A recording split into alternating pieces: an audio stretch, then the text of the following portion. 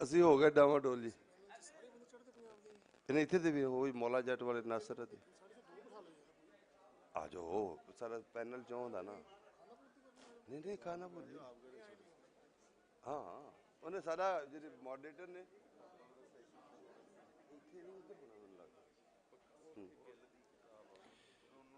ਹਾਂ ਹਾਂ। ਲਓ ਜੀ ਸਾਡੇ ਇਸ ਸੈਸ਼ਨ ਨੂੰ ਮੋਡਰੇਟ ਕਰਨਗੇ ਉਹਨਾਂ ਤੇ ਕਿਹਾ ਸੀ ਹੈ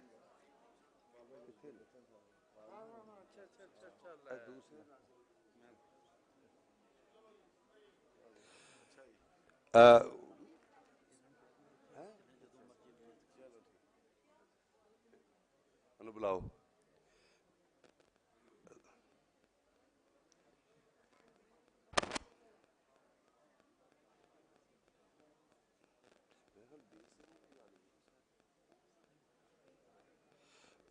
ਇੱਥੇ ਮਾਨਯੋਗ ਵੀਰ ਸਿੰਘ ਜੀ ਹੈ ਨੇ,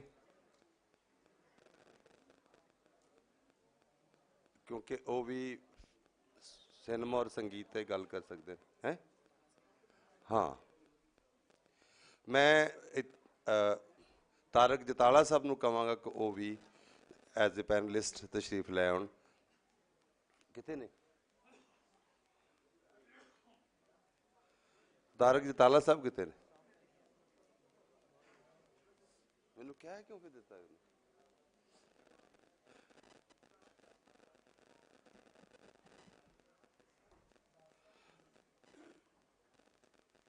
ਦੋਸਤੋ ਸਾਰੇ ਆਪਣੀਆਂ ਨਸ਼ਿਸਤਾਂ ਤੇ ਆਪਣੀਆਂ ਕੁਰਸੀਆਂ ਤੇ ਤਸ਼ਰੀਫ ਰੱਖੋ। ਜਿਹੜੇ ਲੋਕ ਖੜੇ ਨੇ ਤੇ ਉਹ ਕੁਰਸੀ ਉਹਨਾਂ ਦੇ ਇਹਤਰਾਮ 'ਚ ਬੈਠੀ ਹੈ ਤੇ ਤੁਸੀਂ ਖੜੇ ਹੋ, ਬਹੁਤ ਅੱਛੇ। ਤੇ ਪੱਗ ਬੰਨ੍ਹ ਕੇ ਸਭ ਤੋਂ ਨੁਮਾਇਆ ਤੁਸੀਂ ਨਜ਼ਰ ਆ ਰਹੇ ਹੋ। ਤੇ ਚਲੋ ਤੁਸੀਂ ਬੈਠ ਜਾਓ, ਕਮ ਸੇ ਕਮ ਪੱਗ ਤੇ ਨਜ਼ਰ ਆ ਹੀ ਜਾਣੀ ਹੈ। ਬਹੁਤ ਅੱਛੇ ਯਾਰ, ਬੁਲਾਓ ਨਾ ਤਾਰਕ ਸਾਹਿਬ। ਤਾਰਕ ਜਤਾਲਾ ਸਾਹਿਬ ਮੇਰੀ ਆਵਾਜ਼ ਸੁਣ ਰਹੇ ਨੇ ਤੇ ਉਹਨਾਂ ਨੂੰ ਮੈਂ ਚਾਹਾਂਗਾ ਕਿ ਉਹ ਸਟੇਜ ਤੇ ਤਸ਼ਰੀਫ ਲੈ ਆਉਣ। ਉਹ ਕਿਤੇ ਬਵਜੂ ਬਾਹਰ ਨੇ। ਬਿਸਮਿਲ੍ਲਾ, ਆ ਜਾਓ ਆ ਜਾਓ ਐਜ਼ ਏ ਪੈਨਲਿਸਟ ਆ ਜਾਓ, ਬਹਿ ਜਾਓ। ਤੁਹਾਡੀ ਲੋੜ ਪੈ ਗਈ ਨਾ। ਹਾਂ ਹਾਂ, ਇੰਜ ਦੀ ਗੱਲ ਨਹੀਂ, ਇਹ ਜਾਣਕਾਰ ਨੇ ਇਸ ਲਈ ਉਹਨਾਂ ਨੂੰ ਪੂਰਾ ਇਨਸਾਈਕਲੋਪੀਡੀਆ ਇਹਨਾਂ ਦੇ ਕੋਲ ਇੱਕ ਇਲਮ ਹੈ, ਨਾਲੇਜ ਹੈ ਪੰਜਾਬੀ ਸਿਨੇਮੇ ਉੱਤੇ, ਫਿਲਮ ਉੱਤੇ, ਸੰਗੀਤ ਉੱਤੇ। ਅਤੇ ਇਹਨਾਂ ਦੇ ਪਹਿਲੇ ਵੀ ਇਸ ਤਰ੍ਹਾਂ ਦੇ ਸੈਸ਼ਨਜ਼ ਹੋਏ ਨੇ। ਸੋ ਮੈਂ ਹੁਣ ਅੱਜ ਦਾ ਜਿਨ੍ਹਾਂ ਦੀਆਂ ਫਿਲਮ, ਸਿਨੇਮਾ ਔਰ ਸਮਾਜ ਦੇ ਉੱਤੇ ਮਤਲਬ ਬੜੀ ਮੁਲਕ ਦੇ ਵਿੱਚ ਇੱਕ ਧੁੰਮੀ ਕਿਤਾਬ, ਔਰ ਇਸ ਤੋਂ ਇਲਾਵਾ ਇਹਨਾਂ ਦੇ ਪੜ੍ਹਾਈ ਲਿਖਾਈ ਵੀ, ਰਿਸਰਚ ਵੀ, PhD ਵੀ ਸਾਰੀ ਫਿਲਮ ਐਂਡ TV 'ਤੇ ਹੈ, ਸਿਨੇਮੇ ਦੇ ਉੱਤੇ ਹੈ, ਉਸ ਦੀ ਤਵਾਰੀਖੀ ਸਫ਼ਰ ਦੇ ਉੱਤੇ ਹੈ। ਸੋ ਜਗਤ ਦੇ ਸਿਨੇਮੇ ਦੇ ਉੱਤੇ ਵੀ ਇਹਨਾਂ ਦੀ ਬੜੀ ਨਜ਼ਰ ਹੈ। ਅਮਰ ਰਜ਼ਾ, ਉਹਨਾਂ ਨੂੰ ਅਸੀਂ ਕਹਾਂਗੇ ਕਿ ਉਹ ਅੱਜ ਦੇ ਸੈਸ਼ਨ ਨੂੰ ਮੋਡਰੇਟ ਕਰਨ। ਤੁਹਾਡੇ ਸਾਰਿਆਂ ਦੀਆਂ ਤਾੜੀਆਂ 'ਚ ਅੱਜ ਦੇ ਸੈਸ਼ਨ ਦਾ ਪੰਜਾਬੀ ਸਿਨੇਮਾ ਦੇ ਬਦਲਦੇ ਰੂਪ, ਇਸ ਦੇ ਉੱਤੇ ਅਸੀਂ ਗੱਲਬਾਤ ਸ਼ੁਰੂ ਕਰ ਰਹੇ ਹਾਂ। ਬਿਸਮਿਲ੍ਲਾ।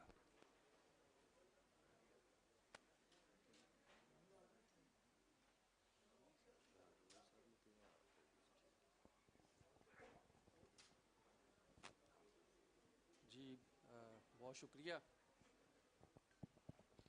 जी, बहुत शुक्रिया। सिनेमे के सैशन करना जिहड़ा हैगा वो सब तो मुश्किल है, क्योंकि सिनेमा देखना सौखा वा, सिनेमे के उत्ते कोई पढ़ी लिखी गल करनी जिहड़ी हैगी आ वो मुश्किल भी है।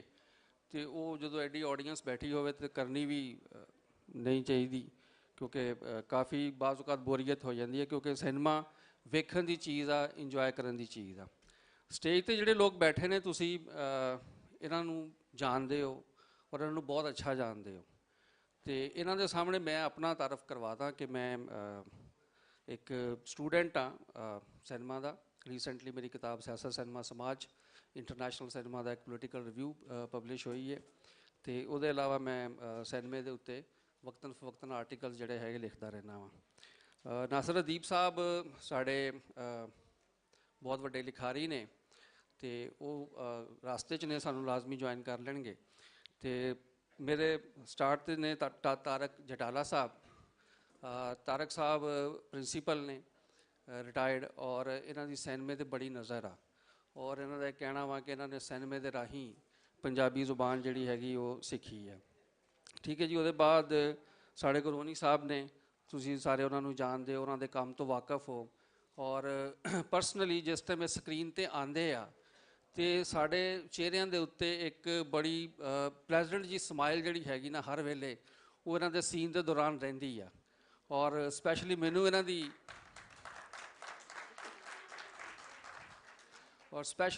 ਇਹਨਾਂ ਦੀ ਜਿਹੜੀ ਐਕਟਿੰਗ ਹੈਗੀ ਆ ਉੱਥੋਂ ਇਹ ਮੈਂ ਵੇਖਦਾ ਇਸ ਲਈ ਰਹਿਣਾ ਵਾਂ ਕਿ ਮੈਨੂੰ ਲੱਗਦਾ ਕਿ ਸੀਨ ਦੇ ਵਿੱਚ ਕਿਸੇ ਟਾਈਮ ਵੀ ਕੋਈ ਐਸਾ ਐਕਸਪ੍ਰੈਸ਼ਨ ਦਿੰਦੇ ਨੇ ਜਿਹੜਾ ਇਨਸਾਨ ਨੂੰ ਚੁਕਾ ਦਿੰਦਾ, ਉਹਨੂੰ ਹੈਰਾਨ ਕਰ ਦਿੰਦਾ ਵਾ। ਇਹ ਇਹਨਾਂ ਦੀ ਐਕਟਿੰਗ ਜਿਹੜੀ ਹੈਗੀ ਉਹ ਬਹੁਤ ਮਹਾਨ ਆ। ਉਹਦੇ ਬਾਅਦ ਮੈਡਮ ਭੰਗੂ ਜੀ ਨੇ ਸਾਡੇ ਕੋਲ ਪਾਕਿਸਤਾਨ ਦੇ ਵਿੱਚ ਜਿਵੇਂ ਸਬਾ ਕਮਰ ਅਤੇ ਸੱਜਲ ਇੱਕ ਹਾਊਸ ਹੋਲਡ ਫੇਸ ਨੇ, ਇਹ ਵੀ ਹੁਣ ਸਾਡੇ ਆਪਣੇ ਘਰ ਦਾ ਜੀ ਨੇ ਅਤੇ ਸਾਡਾ ਆਪਣਾ ਹੀ ਉਹ ਇੱਕ ਹਾਊਸ ਹੋਲਡ ਫੇਸ ਹੈਗਾ ਸਾਡੇ ਵਾਸਤੇ। ਮੌਜੂ ਹੈ ਅੱਜ ਦੇ ਸਿਨੇਮਾ ਦਾ ਕਿ ਪੰਜਾਬੀ ਸਿਨੇਮਾ ਦੇ ਬਦਲਦੇ ਰੂਪ।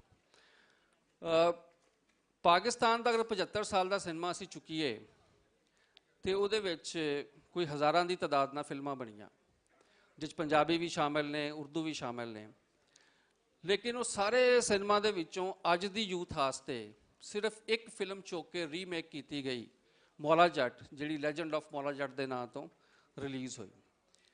ਅਤੇ ਹੁਣ ਪੰਜਾਬੀ ਸਿਨੇਮਾ ਔਰ ਖ਼ਾਸ ਤੌਰ 'ਤੇ ਇੰਡੀਅਨ ਪੰਜਾਬ ਦਾ ਸਿਨੇਮਾ, ਉਹਦਾ ਕੰਟਰੀਬਿਊਸ਼ਨ ਇਹ ਕਿ ਪਾਕਿਸਤਾਨ ਦੇ ਵਿੱਚ ਮੇਰੀ ਨਾਕਸ ਰਾਏ ਦੇ ਮੁਤਾਬਿਕ ਸਾਡੀ ਯੂਥ ਜਿਹੜੀ ਇੱਕ ਪੰਜਾਬੀ ਲੈਂਗੁਏਜ ਬੋਲਣ ਤੋਂ ਜਾਂ ਕਲਚਰਲ ਸ਼ੇਮ 'ਚ ਮੁਬਤਲਾ ਸੀਗੀ, ਸਾਡੇ ਉਸ ਉੱਧਰਲੇ ਪੰਜਾਬ ਦੇ ਸਿਨੇਮਾ ਨੇ ਆ ਕੇ ਸਾਡੀ ਯੂਥ ਨੂੰ ਉਹਦੇ ਵਿੱਚੋਂ ਨਾ ਸਿਰਫ ਕੱਢਿਆ ਬਲਕਿ ਅੱਗੇ ਸੋਚਣ ਦੇ ਨਵੇਂ ਮੌਕੇ ਜਿਹੜੇ ਹੈਗੇ ਆ ਉਹ ਵੀ ਦਿੱਤੇ ਆ। ਮੈਡਮ ਤੋਂ ਮੈਂ ਗੱਲ ਸ਼ੁਰੂ ਕਰਾਂਗਾ ਕਿ ਪੰਜਾਬੀ ਸਿਨੇਮਾ ਬਹੁਤ ਜ਼ਿਆਦਾ ਇਵੋਲਵ ਹੋ ਗਿਆ ਚੜ੍ਹਦੇ ਪੰਜਾਬ ਦੇ ਵਿੱਚ, ਲੇਕਿਨ ਹਜੇ ਵੀ ਲੱਗਦਾ ਵਾ ਕਿ ਬਹੁਤ ਸਾਰੇ ਮੌਜ਼ੂਆਤ ਜਿਹੜੇ ਹੈਗੇ ਆ ਉਹਨਾਂ ਨੂੰ ਆਉਣ ਦੀ ਲੋੜ ਆ। ਮਿਸਾਲ ਦੇ ਤੌਰ 'ਤੇ crime, suspense thriller, political thrillers, love stories, romantic comedies already ਕੁਛ ਹੈ ਆ। ਅੱਛਾ, ਇਹਦੇ ਇਲਾਵਾ ਇੱਕ ਬੱਚਿਆਂ ਦਾ ਸਿਨੇਮਾ ਸਾਡੇ ਕੋਲ ਮਿਸਿੰਗ ਹੈਗਾ ਵਾ। ਤੁਸੀਂ ਇਹਦੇ ਸਾਰੇ ਜੌਨਰਾਸ ਦੀ ਡਿਵੈਲਪਮੈਂਟ ਨੂੰ ਕਿਸ ਤਰ੍ਹਾਂ ਦੇਖਦੇ ਹੋ?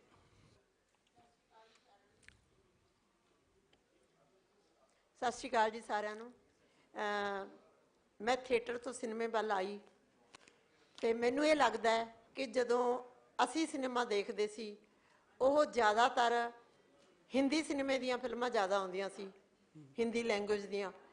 ਪੰਜਾਬੀ ਸਿਨੇਮਾ ਬਹੁਤ ਘੱਟ ਸੀ ਅਤੇ ਉਹ ਹੀਰੋ ਹੀਰੋਇਨ ਬੇਸਡ ਫਿਲਮਾਂ ਹੁੰਦੀਆਂ ਸੀ।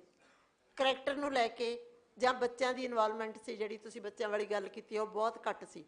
ਲੋਕ ਆਪਣੇ ਰੀਕ੍ਰੀਏਸ਼ਨ ਲਈ ਹੀਰੋ ਹੀਰੋਇਨ ਨੂੰ ਹੀ ਦੇਖਣ ਜਾਂਦੇ ਸੀ। ਅਸੀਂ ਖੁਦ ਵੀ ਇਸ ਤਰੀਕੇ ਨਾਲ ਹੀ ਕਰਦੇ ਸੀ। ਅਤੇ ਜਿਹੜਾ ਕ੍ਰਾਈਮ ਵਾਲੀ ਗੱਲ ਕਰੀਏ ਕਿ ਉਦੋਂ ਮੈਨੂੰ ਐਂ ਲੱਗਦਾ ਕਿ ਜ਼ਿਆਦਾ ਮਾਰ ਧਾਰ ਵਾਲੀਆਂ ਹੀ ਫਿਲਮਾਂ ਸੀ ਜਾਂ ਲਵ ਸਟੋਰੀਜ਼ ਜ਼ਿਆਦਾ ਸੀ। ਪਰ ਹੁਣ ਕਰੈਕਟਰ ਬੇਸਡ ਫਿਲਮਾਂ ਜ਼ਿਆਦਾ ਆ ਰਹੀਆਂ, ਰਿਸ਼ਤਿਆਂ ਦੀ ਬਾਤ ਪਾਉਂਦੀਆਂ ਫਿਲਮਾਂ ਨੇ, ਚਾਚੀਆਂ, ਤਾਈਆਂ, ਭੂਆ, ਮਾਮੀਆਂ, ਨਾਨੀਆਂ। ਮੈਨੂੰ ਇਹ ਲੱਗਦਾ ਹੈ ਕਿ ਉਸ ਗੱਲੋਂ ਸਾਡਾ ਸਿਨੇਮਾ ਜਿਹੜਾ ਉਹ ਡਿਵੈਲਪ ਕੀਤਾ, ਪੰਜਾਬੀ ਇੰਡਸਟਰੀ ਨੇ ਗਰੋ ਕੀਤਾ, ਕਿਉਂਕਿ ਜਿਹੜੇ ਬੱਚੇ ਨੇ ਉਹਨਾਂ ਲਈ ਅਸੀਂ ਆਂਟੀਆਂ ਹੀ ਰਹਿ ਗਈਆਂ ਸੀ। ਸਾਰਾ ਕੁਛ ਐਂ ਲੱਗਦਾ ਸੀ ਕਿ ਇਹ ਮੇਰੀ ਆਂਟੀ ਹੈ, ਕਿਸੇ ਨੂੰ ਇਹ ਨਹੀਂ ਸੀ ਪਤਾ ਕਿ ਮੇਰੀ ਚਾਚੀ ਹੈ, ਮੇਰੀ ਤਾਈ ਹੈ। ਸਾਨੂੰ ਉਹ ਕਰੈਕਟਰ ਨਿਭਾਉਣ ਦਾ ਮੌਕਾ ਮਿਲਿਆ। ਇਹ ਗੱਲ ਮਾਣ ਵਾਲੀ ਹੈ ਕਿ ਪੰਜਾਬੀ ਮਾਂ ਬੋਲੀ ਨੇ ਇੰਨਾ ਕੁ ਗਰੋ ਕੀਤਾ ਕਿ ਉਹ ਸ਼ਬਦ ਹੈ ਉਹ ਬੱਚਿਆਂ ਦੇ ਮੂੰਹ 'ਚ ਪਾਏ ਹੈ। ਮੈਨੂੰ ਇਹ ਲੱਗਦਾ ਕਿ ਲੋਕ ਭਾਵੇਂ ਇੱਥੇ ਬੈਠੇ ਨੇ, ਭਾਵੇਂ ਹੋਰ ਮੁਲਕਾਂ ਵਿੱਚ ਬੈਠੇ ਨੇ, ਆਪਣੀ ਭਾਸ਼ਾ ਜਦੋਂ ਬੱਚੇ ਬੋਲਦੇ ਨੇ ਉਹਨਾਂ ਮੁਲਕਾਂ ਦੀ, ਤਾਂ ਸਿਨੇਮਾ ਇੱਕ ਇਹੋ ਜਿਹੀ ਚੀਜ਼ ਹੈ ਕਿ ਉਹ ਡਾਇਲੋਗ ਡਿਲੀਵਰੀ ਜਾਂ ਬੋਡੀ ਲੈਂਗੁਏਜ ਤੋਂ ਬਹੁਤ ਕੁਝ ਸਿੱਖ ਜਾਂਦੇ ਨੇ। ਅਤੇ ਜਿੱਥੇ ਰੀਕ੍ਰੀਏਸ਼ਨ ਦੀ ਗੱਲ ਹੁੰਦੀ ਹੈ, ਸਿਨੇਮਾ ਬੇਸ਼ੱਕ ਲੋਕ ਆਪਣਾ ਰੀਕ੍ਰੀਏਸ਼ਨ ਕਰਨ ਲਈ ਜਾਂਦੇ ਹੈ, ਮੇਰਾ ਮੰਨਣਾ ਹੈ ਕਿ ਉੱਥੋਂ ਕੁਛ ਨਾ ਕੁਛ ਮੈਸੇਜ ਜ਼ਰੂਰ ਜਾਣਾ ਚਾਹੀਦਾ। ਅਤੇ ਪੰਜਾਬੀ ਮਾਂ ਬੋਲੀ ਦੇ ਵਿੱਚ ਜਿੱਥੇ ਇੰਨੀਆਂ ਕਾਮੇਡੀ ਹੱਸਣ ਹਸਾਉਣ ਦੀਆਂ ਫਿਲਮਾਂ ਬਣੀਆਂ ਨੇ, ਉੱਥੇ ਬਹੁਤ ਸਾਰੀਆਂ ਫਿਲਮਾਂ ਹੁਣ ਚੱਲ ਰਹੀਆਂ ਨੇ। ਜਿਵੇਂ ਪਿਛਲੇ ਦਿਨਾਂ ਦੇ ਵਿੱਚ ਅਰਦਾਸ ਫਿਲਮ ਆਈ ਹੈ, ਅਰਦਾਸ ਸਰਬੱਤ ਦੇ ਭਲੇ ਦੀ। ਉਹਦੇ ਵਿੱਚ ਸਾਡੇ ਸੰਸਕਾਰਾਂ ਦੀ ਗੱਲ ਕੀਤੀ ਗਈ ਹੈ, ਸਾਡੇ ਆਪਣੇ ਜਿਹੜੇ ਸੰਸਕਾਰ ਹੈ ਜਿਹੜੇ ਅਸੀਂ ਭੁੱਲਦੇ ਜਾ ਰਹੇ ਸੀ, ਜਿਹੜਾ ਬਾਅਦ ਵਿੱਚ ਇੱਕ ਪਛਤਾਵਾ ਬਣਦਾ ਹੈ, ਉਹਦੇ ਵਿੱਚ ਬਾਤ ਪਾਈ ਗਈ ਹੈ। ਤੇ ਮੈਨੂੰ ਬਹੁਤ ਚੰਗਾ ਲੱਗਿਆ ਕਿ ਜੇ ਸਿਨੇਮੇ ਦੇ ਰਾਹੀਂ ਅਸੀਂ ਆਪਣੇ ਸੰਸਕਾਰਾਂ ਦੀ ਗੱਲ ਕਰਦੇ ਹਾਂ, ਅਸੀਂ ਆਪਣੇ ਵਡੇਰਿਆਂ ਦੀ ਗੱਲ ਕਰ ਦਿੰਦੇ ਹਾਂ, ਜਾਂ ਬਹੁਤ ਸਾਰੀਆਂ ਫਿਲਮਾਂ ਬਾਇਓਪਿਕ ਫਿਲਮਾਂ ਬਣੀਆਂ, ਜਿਵੇਂ ਸਾਡੀ ਫਿਲਮ ਮੈਂ ਫਿਲਮ ਵਿੱਚ ਕੰਮ ਕਰਿਆ ਜਿਹੜੀ ਵਿੱਚ ਹਰਜੀਤਾ ਕਿਸੇ ਉਸ ਅੰਡਰ 19 ਬੱਚੇ ਦੀ ਕਹਾਣੀ ਹੈ ਜਿਹੜਾ ਗਰੀਬੀ ਵਿੱਚ ਉੱਠ ਕੇ ਕਿੱਥੋਂ ਤੱਕ ਮੱਲਾ ਮਾਰਦਾ ਹੈ। ਉਹ ਇੱਕ ਬਹੁਤ ਵੱਡਾ ਬੱਚਿਆਂ ਨੂੰ ਮੈਸੇਜ ਆਉਂਦਾ ਹੈ ਕਿ ਜੇ ਸਾਡੇ ਅੰਦਰ ਕੁਝ ਕਰਨ ਦੀ ਇੱਛਾ ਹੈ ਤਾਂ ਦੁਨੀਆ ਦੀ ਕੋਈ ਤਾਕਤ ਨਹੀਂ ਕਿ ਉਹਨੂੰ ਰੋਕ ਸਕੇ। ਪਰ ਸਿਨੇਮਾ ਇੱਕ ਐਸੀ ਵਿਧਾ ਹੈ ਜਿਹੜੀ ਸਾਰੇ ਲੋਕ ਜਦੋਂ ਦੇਖਦੇ ਨੇ ਤਾਂ ਉਹ ਜ਼ਿਆਦਾ ਅਸਰ ਕਰਦਾ ਹੈ। ਤੇ ਮੇਰਾ ਵੀ ਮੰਨਣਾ ਹੈ ਕਿ ਇਹੋ ਜਿਹਾ ਸਿਨੇਮਾ ਇਹੋ ਜਿਹੀਆਂ ਮੂਵੀਜ਼ ਹੈ ਜਿਹੜੀਆਂ ਬਣਨੀਆਂ ਚਾਹੀਦੀਆਂ, ਉਹ ਇਕੱਲੀਆਂ ਚੜ੍ਹਦੇ ਪੰਜਾਬ ਵਿੱਚ ਨਹੀਂ, ਉਹ ਦੁਨੀਆ ਦੇ ਹਰ ਮੁਲਕ ਵਿੱਚ ਬਣਨੀਆਂ ਚਾਹੀਦੀਆਂ, ਕਿਉਂਕਿ ਬੱਚੇ ਇੱਥੋਂ ਹੀ ਬਹੁਤ ਕੁਝ ਸਿੱਖਦੇ ਆ, ਯੂਥ ਇੱਥੋਂ ਬਹੁਤ ਕੁਝ ਸਿੱਖਦਾ। ਸੁਣਨ ਦੀ ਬਜਾਏ ਵੇਖਣਾ ਜ਼ਿਆਦਾ ਪਸੰਦ ਕਰਦੇ ਆ। ਸੋ ਮੇਰਾ ਇਹੀ ਮੰਨਣਾ ਹੈ ਕਿ ਹਾਂ, ਜਿੱਥੇ ਰੀਕ੍ਰੀਏਸ਼ਨ ਵਾਲੀਆਂ ਫਿਲਮਾਂ, ਕਮੇਡੀ ਫਿਲਮਾਂ, ਉੱਥੇ ਸੁਨੇਹੇ ਦੇਣ ਵਾਲੀਆਂ ਵੱਡੀਆਂ ਸਾਡੇ ਸੰਸਕਾਰਾਂ ਵਾਲੀਆਂ, ਜਾਂ ਸਾਡੀਆਂ ਜਿਹੜੀਆਂ ਪ੍ਰੋਬਲਮਸ ਨੇ, ਕਰੰਟ ਪ੍ਰੋਬਲਮਸ ਨੇ, ਜਿਵੇਂ ਔਰਤਾਂ 'ਤੇ ਹੋ ਗਿਆ ਅਤਿਆਚਾਰਾਂ ਦੀ ਗੱਲ, ਜਾਂ ਫਿਰ ਡਰੱਗਸ ਨੂੰ ਲੈ ਕੇ ਗੱਲ, ਇਹੋ ਜਿਹੀਆਂ ਫਿਲਮਾਂ ਵੀ ਬਣਨੀਆਂ ਚਾਹੀਦੀਆਂ ਨੇ। ਬਹੁਤ ਸ਼ੁਕਰੀਆ ਮੈਡਮ। ਤੁਸੀਂ ਅਰਦਾਸ ਦੀ ਗੱਲ ਕੀਤੀ ਤੇ ਮੁੰਨਾ ਭਾਈ MBBS, ਉਹ ਲੱਗੇ ਰਹੋ ਮੁੰਨਾ ਭਾਈ, ਕਹਿੰਦੇ ਕਿ ਅਗਰ ਤੁਸੀਂ ਗਾਂਧੀਗਿਰੀ ਸਿਖਾਣੀ ਆ ਤਾਂ ਤੁਸੀਂ ਉਹਦੇ ਥਰੂ ਬਿਹਤਰ ਸਿਖਾ ਸਕਦੇ ਹੋ। ਅਰਦਾਸ ਦਾ ਜੋ ਹਿਊਮਨਿਸਟਿਕ, ਜੋ ਇਨਸਾਨੀ ਮੈਸੇਜ ਸੀਗਾ, ਉਹ ਸ਼ਾਇਦ ਉਹ ਗਾਂਧੀਗਿਰੀ ਵਾਲੀ ਫਿਲਮ ਤੋਂ ਵੀ ਬਹੁਤ ਉੱਤੇ ਦਾ ਸੀਗਾ। ਭਾਜੀ ਦਾ ਵੀ ਉਹ 'ਚ ਬੜਾ ਮਜ਼ਬੂਤ ਔਰ ਅੱਛਾ ਇੱਕ ਰੋਲ ਸੀਗਾ ਕਿ ਇੱਕ ਆਦਮੀ ਜਿਹੜਾ ਸਮਾਜ ਤੋਂ ਬਿਲਕੁਲ ਕੱਟ ਕੇ ਅਜਨਬੀ ਹੋ ਜਾਂਦਾ ਵਾ, ਉਹਦੇ ਵਿੱਚ ਇੱਕ ਸਮਾਜ ਤੋਂ ਇੱਕ ਹਟ ਕੇ ਚਲਾ ਜਾਂਦਾ ਵਾ। ਤੇ ਰੋਨੀ ਸਾਹਿਬ, ਸਰ ਕੀ ਲੱਗਦਾ ਵਾ ਕਿ ਡਿਵੈਲਪਮੈਂਟ ਹੁਣ ਕਿਆ ਇੰਟਰਨੈਸ਼ਨਲੀ ਸਿਨੇਮਾ ਸਰਪਾਸ ਕਰੇਗਾ ਜਿਹੜੇ ਬਾਕੀ ਦੇ ਰੀਜਨਲ ਸਿਨੇਮਾਜ਼ ਹੈਗੇ ਨੇ? ਕਿਉਂਕਿ ਪੰਜਾਬੀ ਸਿਨੇਮਾ ਕਮ ਅਜ਼ ਕਮ ਹੁਣ ਰੀਜਨਲ ਸਿਨੇਮਾ ਨਹੀਂ ਰਿਹਾ। ਰੀਜਨਲ ਸਿਨੇਮਾ ਦੀ ਇੱਕ ਬੈਰੀਅਰ ਸੀਗਾ, ਉਹ ਟੁੱਟ ਗਿਆ ਹੋਇਆ ਵਾ। ਔਰ ਜਿਹੜਾ ਪਾਕਿਸਤਾਨੀ ਔਰ ਇੰਡੀਅਨ ਡਾਇਸਪੋਰਾ ਵਾ, ਪੰਜਾਬੀ, ਕੈਨੇਡਾ, ਆਸਟ੍ਰੇਲੀਆ, ਅਮਰੀਕਾ, ਜਗ੍ਹਾ ਜਗ੍ਹਾ ਦੇ ਉੱਤੇ, ਉਹ ਸਾਰੀ ਇਹਦੀ ਮਾਰਕੀਟ ਤੇ ਉਹ ਸਾਰੀ ਇਹਦੀ ਆਡੀਅנס। ਤੁਸੀਂ ਕਿਸ ਤਰ੍ਹਾਂ ਦੇਖਦੇ ਹੋ ਨਵੇਂ ਜਿਹੜੇ ਉਭਾਰ ਹੈਗੇ ਆ ਸਟੋਰੀ ਟੈਲਿੰਗ ਦੇ, ਜਿਹੜੇ ਚੈਲੰਜਸ ਆ ਰਹੇ ਆ ਥਰੂ ਨੈਟਫਲਿਕਸ ਆ ਰਿਹਾ ਵਾ, ਜਾਂ Z5 ਆ ਰਿਹਾ ਵਾ, ਜਾਂ ਦੂਸਰੇ ਚੈਨਲਾਂ ਦੇ, ਉਹਨਾਂ ਨੂੰ ਕਿਸ ਤਰ੍ਹਾਂ ਜਿਹੜਾ ਹੈਗਾ ਵਾ ਹੁਣ ਇਹ ਸਿਨੇਮਾ ਕਾਊਂਟਰ ਕਰ ਸਕੇਗਾ ਸਾਡਾ?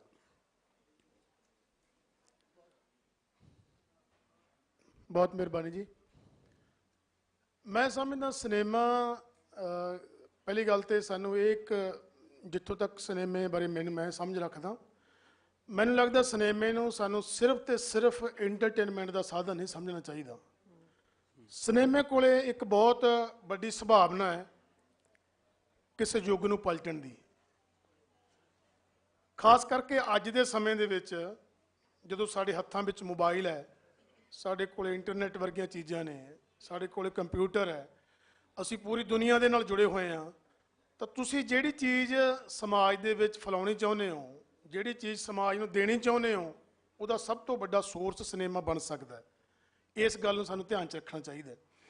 ਦੂਜੀ ਜਿਹੜੀ ਤੁਸੀਂ ਗੱਲ ਕਹੀ ਕਿ ਠੀਕ ਹੈ ਹੁਣ ਇਹ ਖੇਤਰੀ ਭਾਸ਼ਾ ਦਾ ਸਿਨੇਮਾ ਨਹੀਂ ਰਿਹਾ, ਵੱਡਾ ਸਿਨੇਮਾ ਹੋ ਗਿਆ, ਪਰ ਮੈਂ ਜਿਹੜੇ ਤੁਹਾਡੇ ਫਿਕਰ ਨੇ, ਨੈਟਫਲਿਕਸ ਵਰਗੇ ਫਿਕਰ ਨੇ, ਜਿਹੜੇ ਤੁਹਾਡੇ ਦੂਜੇ ਫਿਕਰ ਨੇ, ਪਰ ਮੈਨੂੰ ਲੱਗਦਾ ਹੈ ਕਿ ਸਾਡੇ ਪੰਜਾਬੀ ਸਿਨੇਮੇ ਨੇ ਉਹਨੂੰ ਚੁਣੌਤੀ ਵਜੋਂ ਹੀ ਲਿਆ, ਕਿਉਂਕਿ ਬਹੁਤ ਸਾਰੀਆਂ ਇਹੋ ਜਿਹੀਆਂ ਚੀਜ਼ਾਂ ਉਸ ਸਮੇਂ ਦੀ ਲੋੜ 'ਚੋਂ ਉੱਭਰੀਆਂ ਨੇ ਜਿਹੜੀਆਂ ਦਾ ਮੁਕਾਬਲਾ ਅਸੀਂ ਵਰਲਡ ਲੈਵਲ 'ਤੇ ਕਰ ਰਹੇ ਹਾਂ।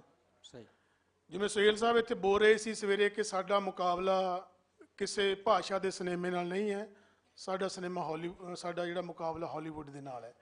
ਸੋ ਮੈਂ ਸਮਝਦਾ ਉਸ ਮੁਕਾਬਲੇ 'ਚ ਟੈਕਨੀਕਲੀ ਚਾਹੇ ਕੁਝ ਵੀ ਹੋ ਸਕਦਾ ਹੈ, ਉੱਪਰ ਥੱਲੇ ਹੋ ਸਕਦੀ ਹੈ ਗੱਲ, ਪਰ ਜਿਵੇਂ ਜਿਵੇਂ ਸਿਨੇਮਾ ਬਹੁਤਾਤ 'ਚ ਬਣਨ ਲੱਗਿਆ, ਉਵੇਂ ਉਵੇਂ ਸਾਨੂੰ ਲੋੜ ਪਈ ਕਿ ਸਾਡਾ ਸਿਨੇਮਾ ਜਿਹੜਾ ਵਰਸਟਾਈਲ ਹੋਵੇ। ਕਿਉਂਕਿ ਜਿਵੇਂ ਆਪਾਂ ਜਿਸ ਸੁਭਾਅ ਦੇ ਅਸੀਂ ਮਾਲਕ ਹਾਂ, ਪੰਜਾਬੀ ਲੋਕ ਹਾਂ, ਅਸੀਂ ਰੋਜ਼ ਇੱਕ ਦਾਲ ਨਹੀਂ ਖਾ ਸਕਦੇ, ਇੱਕ ਸਬਜ਼ੀ ਨਹੀਂ ਖਾ ਸਕਦੇ, ਸਾਡੇ ਕੋਲ ਟੇਸਟ ਉਹ ਜਿਹਾ ਹੋਣਾ ਚਾਹੀਦਾ ਸੀਗਾ। ਸੋ ਇਸ ਕਰਕੇ ਜਿਵੇਂ ਜਿਵੇਂ ਸਮਾਜ ਡਿਵੈਲਪ ਹੋਇਆ, ਸਾਡੇ ਕੋਲੇ ਵੱਖਰੀ ਵੱਖਰੀ ਸਕਰੀਨਾਂ ਆਈਆਂ, ਸਾਡੇ ਕੋਲ ਇੱਕ ਮਾਲ ਦੇ ਵਿੱਚ 5-5-6 ਸਕਰੀਨਾਂ ਆ ਗਈਆਂ, ਤਾਂ ਅਸੀਂ ਚੂਜ਼ੀ ਹੋ ਗਏ ਉੱਥੇ।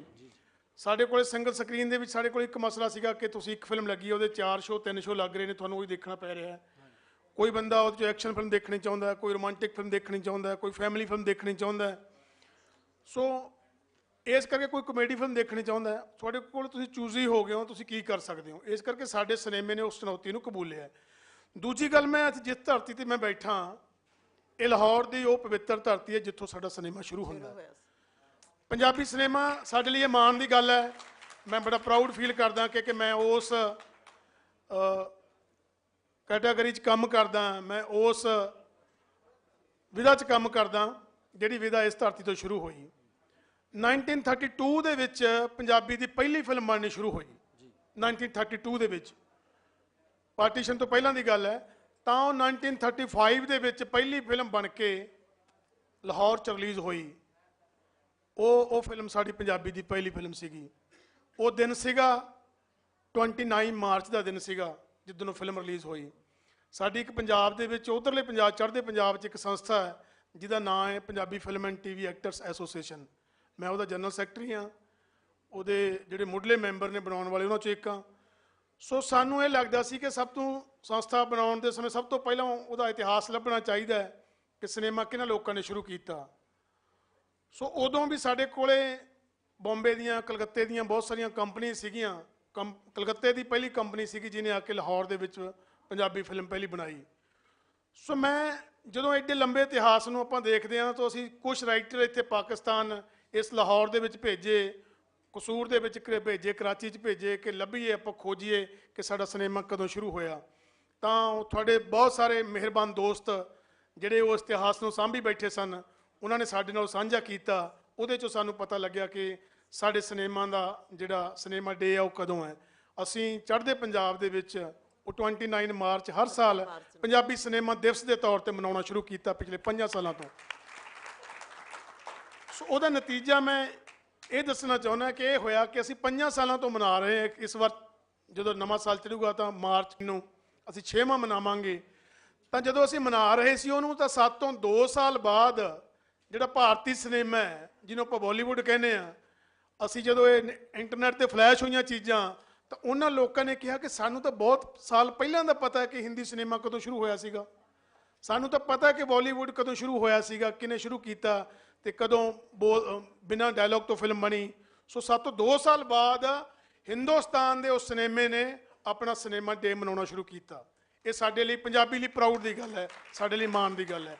ਸੋ ਅੱਜ ਜਿਹੜੀ ਤੁਸੀਂ ਗੱਲ ਕਰਦੇ ਹੋ, ਮੈਂ ਸਮਝਦਾ ਨੈਟਫਲਿਕਸ ਸਾਡੇ ਲਈ, ਸਾਨੂੰ ਲੱਗਦਾ ਸੀਗਾ ਜਿਹੜਾ ਲਾਕਡਾਊਨ ਦੁਨੀਆ ਦੇ ਵਿੱਚ ਹੋਇਆ, ਜਿਹਦਾ ਕਰੋਨਾ ਦੁਨੀਆ ਦੇ ਵਿੱਚ ਆਇਆ, ਉਸ ਕਰੋਨਾ ਨੇ ਜਿਹੜਾ OTT ਸੀਗਾ, OTT ਨੇ ਜਿਹੜਾ 10 ਸਾਲਾਂ ਦੇ ਵਿੱਚ ਲੋਕਾਂ ਸਾਹਮਣੇ ਆਉਣਾ ਸੀਗਾ, ਉਹ ਪੀਰੀਅਡ ਛੋਟਾ ਕਰਕੇ 1 ਸਾਲ ਦਾ ਕਰ ਦਿੱਤਾ।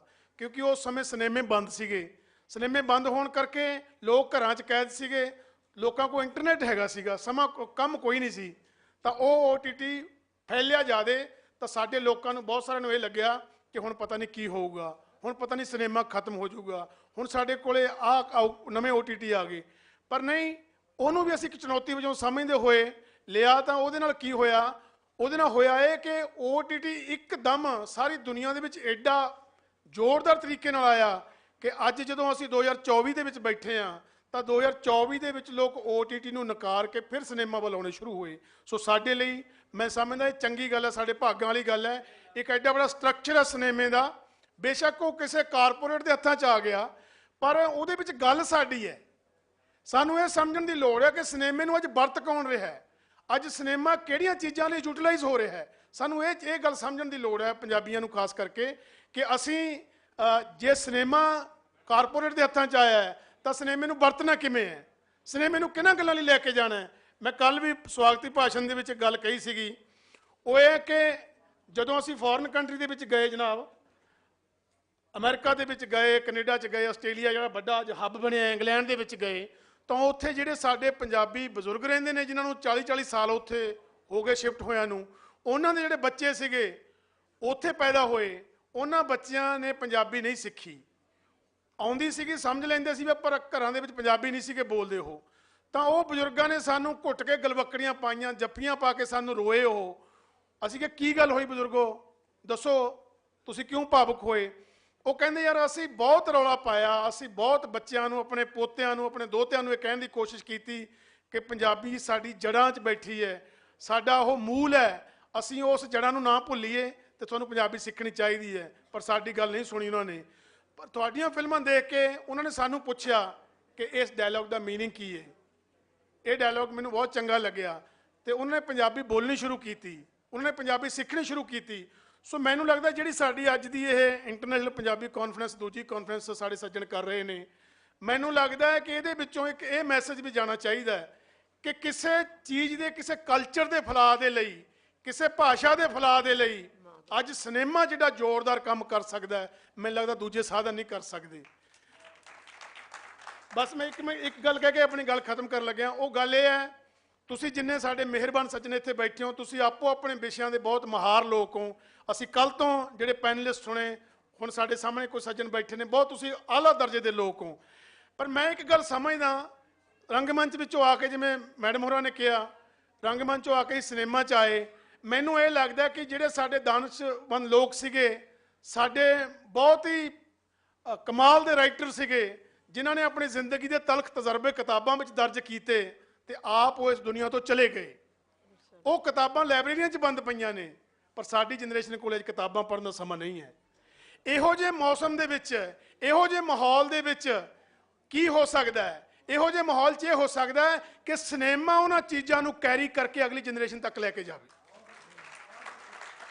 ਇਹ ਹੋਣਾ ਚਾਹੀਦਾ ਹੈ। ਸਾਡੀ ਜਨਰੇਸ਼ਨ ਅੱਜ ਮੋਬਾਈਲ ਦੇਖ ਸਕਦੀ ਹੈ, ਸਾਡੀ ਜਨਰੇਸ਼ਨ ਟੈਲੀਵਿਜ਼ਨ ਦੇਖ ਸਕਦੀ ਹੈ, ਚਾਹੇ ਘੱਟ ਦੇਖਦੀ ਹੈ, ਸਿਨੇਮਾ ਦੇਖ ਲੈਂਦੀ ਹੈ, ਚਾਹੇ ਮੋਬਾਈਲਾਂ ਤੇ ਦੇਖੇ, OTT ਵੀ ਦੇਖ ਲੈਂਦੀ ਹੈ। ਜਿਹੜੇ ਸਾਡੇ ਵੱਡੇ ਸੀਗੇ, ਸਾਡੇ ਵੱਡੇ ਬਜ਼ੁਰਗ ਸੀਗੇ, ਉਹਨਾਂ ਨੇ ਕੀ ਕੀਤਾ, ਸਾਡੀਆਂ ਮਾਵਾਂ ਦਾਦੀਆਂ ਨੇ ਸਾਡੀਆਂ ਨੇ ਕੀ ਕੀਤਾ, ਨਾਨੀਆਂ ਨੇ ਕੀ ਕੀਤਾ, ਬਹੁਤ ਸਾਰੀਆਂ ਚੀਜ਼ਾਂ ਜ਼ਿੰਦਗੀ ਦੀਆਂ ਮੋਰਲ ਵੈਲਿਊਜ਼ ਸੀ ਜਿਹੜੀਆਂ, ਉਹ ਸਾਨੂੰ ਤੁਰਦੇ ਫਿਰਦੇ ਸਮਝਾਤੀਆਂ। ਸਾਨੂੰ ਪਤਾ ਵੀ ਨਹੀਂ ਲੱਗਿਆ ਕਿ ਕਦੋਂ ਸਾਨੂੰ ਸਿਖਾ ਦਿੱਤੀਆਂ। ਪਰ ਜਦੋਂ ਸਾਡੀ ਵਾਰੀ ਆਈ ਆਪਣੇ ਬੱਚਿਆਂ ਨੂੰ ਸਿਖਾਉਣ ਦੀ, ਅਸੀਂ ਜਦੋਂ ਪੇਰੈਂਟਸ ਬਣੇ, ਅਸੀਂ ਜਦੋਂ ਮਾਪੇ ਬਣੇ, ਅਸੀਂ ਜਦੋਂ ਬੱਚਿਆਂ ਨੂੰ ਦੇਣੀ ਸੀ, ਉਦੋਂ ਸਾਡੇ ਹੱਥਾਂ ਵਿੱਚ ਮੋਬਾਈਲ ਆਇਆ, ਟੈਕਨੋਲੋਜੀ ਆਈ। ਅਸੀਂ ਗਲਤ ਨਹੀਂ ਕਹਿੰਦੇ ਇਹਨੂੰ, ਮੋਬਾਈਲ ਦੁਨੀਆ ਦੀ ਸਭ ਤੋਂ ਉੱਤਮ ਕਾਢ ਹੈ, ਪਰ ਇਹ ਤੁਹਾਨੂੰ ਯੂਜ਼ ਕਰਨਾ ਆਉਣਾ ਚਾਹੀਦਾ, ਵਰਤਣਾ ਆਉਣਾ ਚਾਹੀਦਾ। ਅੱਜ ਮੋਬਾਈਲ ਸਾਨੂੰ ਵਰਤ ਗਿਆ, ਟੈਕਨੋਲੋਜੀ ਵੀ ਸਾਨੂੰ ਵਰਤ ਗਈ, ਅਸੀਂ ਟੈਕਨੋਲੋਜੀ ਨੂੰ ਵਰਤਣਾ ਸੀਗਾ। ਸਾਨੂੰ ਇਹ ਲੱਗਿਆ, ਪੇਰੈਂਟਸ ਫਿਗਰ ਲੋਕ ਜਿਹਨੇ ਤੁਸੀਂ ਬੈਠੇ ਹੋ, ਸਾਨੂੰ ਇਹ ਲੱਗਿਆ ਕਿ ਜੇ ਅਸੀਂ ਇਹਦੇ ਨਾਲ ਨਾ ਟਾਈਮ ਸਪੈਂਡ ਕੀਤਾ ਤਾਂ ਅਸੀਂ ਸਮੇਂ ਤੋਂ ਪਿੱਛੇ ਰਹਿ ਜਾਾਂਗੇ, ਕਿ ਸਮਾਂ ਬਹੁਤ ਤੇਜ਼ੀ ਨਾਲ ਵਗ ਰਿਹਾ ਸੀ, ਅਸੀਂ ਸਮੇਂ ਤੋਂ ਪਿੱਛੇ ਰਹਿ ਜਾਾਂਗੇ। ਅਸੀਂ ਉਹਦੇ ਨਾਲ ਭੱਜ ਤਾਂ ਲਏ, ਸਮੇਂ ਨਾਲ ਦੌੜ ਤਾਂ ਲਾ ਲਈ, ਪਰ ਅਸੀਂ ਜਨਰੇਸ਼ਨ ਨੂੰ ਜਿਹੜਾ ਗਿਆਨ ਦੇਣਾ ਸੀ, ਉਹ ਤੋਂ ਜਨਰੇਸ਼ਨ ਵਾਂਝੀ ਰਹਿ ਗਈ।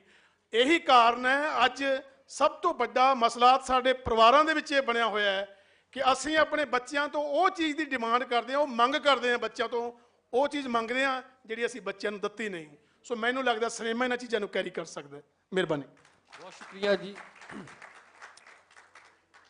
ਦਿਨ ਨੂੰ ਰਾਜ ਫਰੰਗੀ ਦਾ, ਰਾਤੀਂ ਰਾਜ ਮਲੰਗੀ ਦਾ। ਪੰਜਾਬ ਦਾ ਸਾਡਾ ਇੱਧਰਲਾ ਸਿਨੇਮਾ ਜਦੋਂ ਬਹੁਤ ਜ਼ਿਆਦਾ ਮੁਤਹਰਕ ਸੀ, ਜਟਾਲਾ ਸਾਹਿਬ, ਤੇ ਉਹਨੇ ਸਾਡੇ ਹੀਰੋਜ਼ ਤੇ ਵੀ ਫਿਲਮਾਂ ਬਣਾਈਆਂ। ਮਲੰਗੀ ਦੇ ਉੱਤੇ ਫਿਲਮ ਬਣੀ ਔਰ ਬਲੌਕਬਸਟਰ, ਅਕਮਲ ਖਾਨ ਦੀ ਪਰਫਾਰਮੈਂਸ ਬਹੁਤ ਜ਼ਿਆਦਾ ਪਸੰਦ ਕੀਤੀ ਗਈ। ਉਹਦੇ ਬਾਅਦ ਦੁੱਲਾ ਭੱਟੀ ਦੇ ਉੱਤੇ ਇੱਕ ਫਿਲਮ ਬਣੀ ਔਰ ਉਹ ਉਸ ਟਾਈਮ ਇੱਕ ਕਿਸਾਨ ਮੂਵਮੈਂਟ ਵੀ ਪੰਜਾਬ ਵਿੱਚ ਚੱਲਣ ਰਹੀ ਸੀ, ਔਰ ਉਹਦੇ ਨਾਲ ਜੁੜੀ, ਔਰ ਉਹਨੇ ਬੜਾ ਆਪਣਾ ਉਹਦੇ 'ਤੇ ਅਸਰ ਪਾਇਆ ਉਸ ਫਿਲਮ ਦੇ ਉੱਤੇ, ਉਹ ਕਾਮਯਾਬ ਹੋਈ। ਤੁਸੀਂ ਬਚਪਨ ਤੋਂ ਸਿਨੇਮਾ ਜਾਂਦੇ ਰਹੇ ਹੋ, ਤੁਸੀਂ ਇੱਕ ਦਾਨਸ਼ਵਰ ਵੀ ਹੋ। ਸਾਡੇ ਸਿਨੇਮਾ ਦੀ ਜਿੱਥੇ ਥੱਲੇ ਆਇਆ, ਉਹਦੀਆਂ ਹੋਰ ਵੀ ਬੜੀਆਂ ਵਜੂਹਾਤ ਨੇ, ਬੜੇ ਵੇਰੀਏਬਲਸ ਉਹਦੇ ਨਾਲ ਜੁੜਦੇ ਨੇ। ਤੁਸੀਂ ਕਿਸ ਤਰ੍ਹਾਂ ਦੇਖਦੇ ਹੋ ਕਿ ਹੁਣ ਸਿਨੇਮਾ ਜਿਹੜਾ ਹੈਗਾ ਵਾ, ਜੋ ਇਹਨਾਂ ਨੇ ਗੱਲ ਕੀਤੀ ਇਤਿਹਾਸ ਦੇ ਨਾਲ ਸਿਨੇਮਾ ਸਾਨੂੰ ਕਿਵੇਂ ਜੋੜ ਸਕਦਾ ਵਾ, ਔਰ ਇਤਿਹਾਸ ਤੋਂ ਨਵੇਂ ਰੂਪ 'ਚ ਸਟੋਰੀਆਂ ਲੈ ਕੇ ਉਹਨਾਂ ਨੂੰ ਜਿਹੜੀ ਇਹ ਯੂਥ ਬੈਠੀ ਆ, ਇਹਦੇ ਨਾਲ ਕਿਵੇਂ ਕਨੈਕਟ ਕਰ ਸਕਦਾ? ਹਾਂਜੀ, ਜਿਸ ਤਰ੍ਹਾਂ ਬੜਾ ਇੱਕ ਤਫਸੀਲੀ ਸਵਾਲ ਕੀਤਾ ਤੇ ਮੈਨੂੰ ਵੀ ਇਸ ਸਵਾਲ ਦੇ ਜਵਾਬ 'ਚ ਜ਼ਰਾ ਪਿੱਛੇ ਜਾਣਾ ਪਏਗਾ। ਜਿਸ ਤਰ੍ਹਾਂ ਕਿ ਇਹਨਾਂ ਦੱਸਿਆ ਕਿ ਜ਼ਾਹਿਰ ਹੈ ਕਿ ਇਹਨਾਂ ਨੂੰ ਮੇਰਾ ਤਾਰਫ ਹੈ, ਮੈਂ ਕਾਫੀ ਅਰਸੇ ਤੋਂ ਬਚਪਨ ਤੋਂ ਹੀ ਫਿਲਮਾਂ ਵੇਖਦਾ ਆ ਰਿਹਾ, ਔਰ ਮੇਰੀ ਫਿਲਮ ਇਸ ਵੇਲੇ ਪੰਜਾਬੀ ਫਿਲਮ ਦੀ ਗੱਲ ਹੋ ਰਹੀ ਹੈ। ਅਸਾਂ ਜਿਹੜੀ ਪੰਜਾਬੀ ਫਿਲਮ ਵੇਖੀ ਨਾ, ਸਟਾਰਟ ਲਿਆ ਸਕੂਲ ਤੋਂ, ਤੇ ਪਾਕਿਸਤਾਨੀ ਪੰਜਾਬੀ ਫਿਲਮ ਵੀ ਸੀ ਤੇ ਇੰਡੀਅਨ ਪੰਜਾਬੀ ਫਿਲਮ ਵੀ ਸੀ, ਦੋਵੇਂ ਫਿਲਮਾਂ ਆਉਂਦੀਆਂ ਸਨ। ਉਹਦੇ 'ਚ ਇੱਕ ਚੀਜ਼ ਜਿਹੜੀ ਨੋਟ ਕੀਤੀ ਜਾਂਦੀ ਸੀ ਉਹ ਇਹ ਸੀ ਕਿ ਲੈਂਗੁਏਜ, ਜ਼ਬਾਨ ਕੀ ਸੀ ਉਹਨਾਂ ਫਿਲਮਾਂ ਦੀ, ਪੰਜਾਬੀ ਸੀ, ਲੇਕਿਨ ਲਹਿਜਾ ਜਿਹੜਾ ਉਹ ਹੀ ਸੀ ਜਿਹੜਾ ਕਿ ਮੈਂ ਇਸ ਵੇਲੇ ਬੋਲ ਰਿਹਾ, ਮਾਝੀ ਲਹਿਜਾ ਉਦੋਂ ਪ੍ਰੈਵਲੈਂਟ ਸੀ। ਇੰਡੀਅਨ ਪੰਜਾਬੀ ਫਿਲਮ ਬੰਬੇ 'ਚ ਬਣਦੀ ਸੀ ਤੇ ਪਾਕਿਸਤਾਨੀ ਪੰਜਾਬੀ ਫਿਲਮ ਜ਼ਾਹਿਰ ਹੈ ਕਿ ਲਾਹੌਰ 'ਚ ਬਣਦੀ ਸੀ, ਲੇਕਿਨ ਇੱਕੋ ਲੈਂਗੁਏਜ ਸੀ ਔਰ ਕਰੈਕਟਰ ਇੱਕੋ ਲੈਂਗੁਏਜ ਬੋਲਦੇ ਸਨ। ਪਿੰਡਾਂ ਦਾ ਮਾਹੌਲ ਵਿਖਾਇਆ ਜਾਂਦਾ ਸੀ ਤੇ ਉਹ ਇੱਕ ਸਿਲਸਿਲਾ ਚੱਲਦਾ ਰਿਹਾ। ਹੁਣ ਆਹਿਸਤਾ ਆਹਿਸਤਾ ਜਦੋਂ ਸਿਨੇਮਾ ਪਾਕਿਸਤਾਨ ਦਾ, ਮੈਂ ਇੱਥੋਂ ਦਾ ਚੂੰਕਿ ਇਸ ਵਾਸਤੇ ਮੇਰਾ ਜ਼ਿਆਦਾਤਰ ਮੌਜੂ ਜਿਹੜਾ ਹੋਏਗਾ ਨਾ ਇਹ ਲਾਹੌਰ ਦੇ ਸਿਨੇਮਾ ਦੇ ਬਾਰੇ 'ਚ ਹੋਏਗਾ। ਤੇ ਇੰਡੀਅਨ ਪੰਜਾਬੀ ਫਿਲਮ ਫਿਰ ਬਾਅਦ 'ਚ ਬੰਦ ਹੋ ਗਈ, ਯਾਨੀ ਕੋਈ ਜੰਗਾਂ ਹੋਈਆਂ, ਮੁਲਕਾਂ ਦੇ ਹਾਲਾਤ ਖਰਾਬ ਹੋਏ, ਕੋਈ ਬੈਨ ਲੱਗੇ, ਕੁਝ ਫਿਲਮਾਂ ਦੀ ਇੱਥੇ ਕਾਫੀ ਬੰਦ ਹੋ ਗਈਆਂ ਆਉਣੀਆਂ।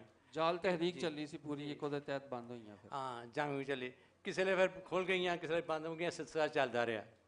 ਹੁਣ ਸੂਰਤ ਹਾਲ ਹੈ ਵੇ ਇਸ ਵੇਲੇ ਜਿਹੜੀ ਪ੍ਰੈਵਲੈਂਟ ਸੂਰਤ ਹਾਲ ਹੈ ਇਹ ਵੇ ਕਿ ਇਸ ਵੇਲੇ ਇਹ ਬਾਲੀਵੁੱਡ ਦੀ ਫਿਲਮ ਨਹੀਂ ਆ ਰਹੀ, ਜਿਹੜੀ ਹੁਣ ਫਿਲਮ ਆ ਰਹੀ ਹੈ ਉਹ ਨਾਨ ਇੰਡੀਅਨ ਪੰਜਾਬੀ ਫਿਲਮਸ ਕਰਕੇ ਆ ਰਹੀ ਹੈ।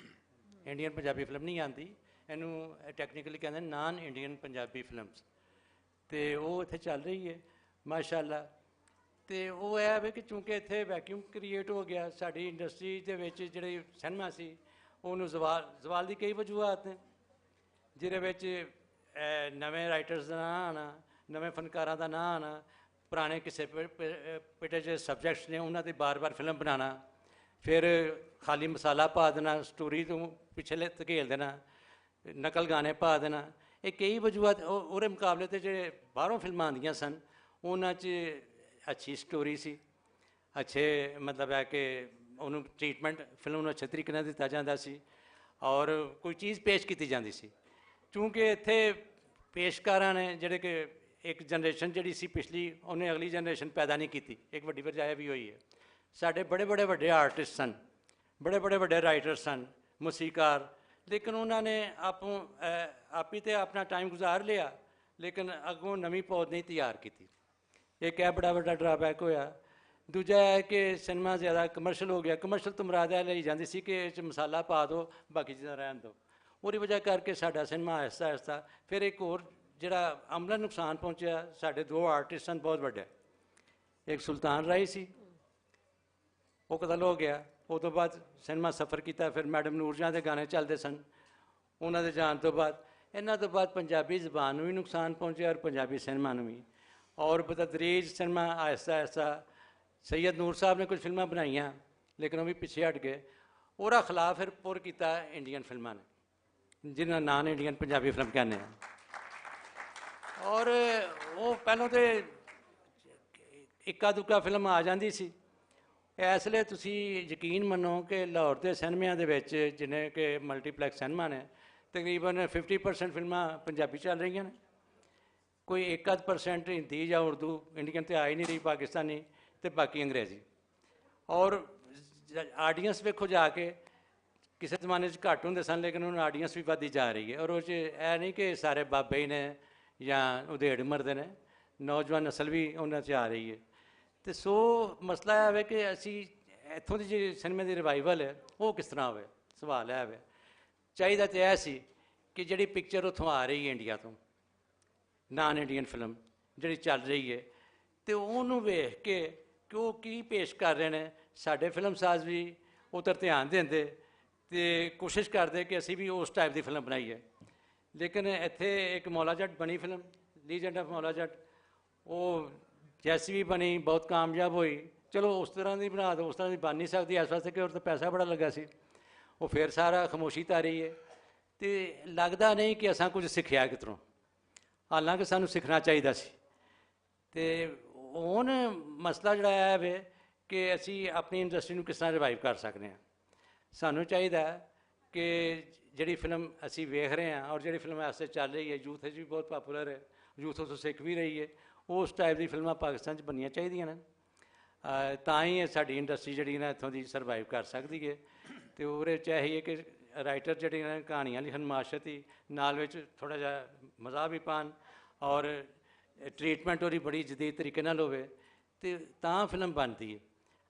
ਤੇ ਅਦਰਵਾਈਜ਼ ਫਿਲਮ ਦਾ ਮਾਹੌਲ ਇੱਥੇ ਮੈਨੂੰ ਮਾਠਾ ਹੀ ਰਵੇ, ਕੋਈ ਹੌਸਲਾ ਅਫਜ਼ਾ ਗੱਲ ਨਜ਼ਰ ਨਹੀਂ ਆਉਂਦੀ। ਜੇ ਉਹ ਨਹੀਂ ਹੁੰਦੀ ਤੇ ਹੁਣ ਤੱਕ ਜਿਸ ਤਰ੍ਹਾਂ ਕਿ 6-7 ਇੰਡੀਅਨ ਫਿਲਮਾਂ ਪੰਜਾਬੀ ਲੱਗੀਆਂ ਹੀ ਨੇ, ਇੱਕ ਅੱਧ ਪਾਕਿਸਤਾਨੀ ਵੀ ਜ਼ਰੂਰ ਲੱਗੀ ਹੁੰਦੀ, ਤੇ ਉਹ ਨਹੀਂ ਨਜ਼ਰ ਆ ਰਿਹਾ। ਤੇ ਫਿਲਹਾਲ ਤੇ ਮੈਂ ਸਮਝਦਾ ਕਿ ਅਸੀਂ ਨਾ ਸਿੱਖਣ ਦੇ ਮੂਡ 'ਚ ਹਾਂ ਤੇ ਨਾ ਕੁਝ ਕਰਨ ਦੇ ਮੂਡ 'ਚ ਹਾਂ।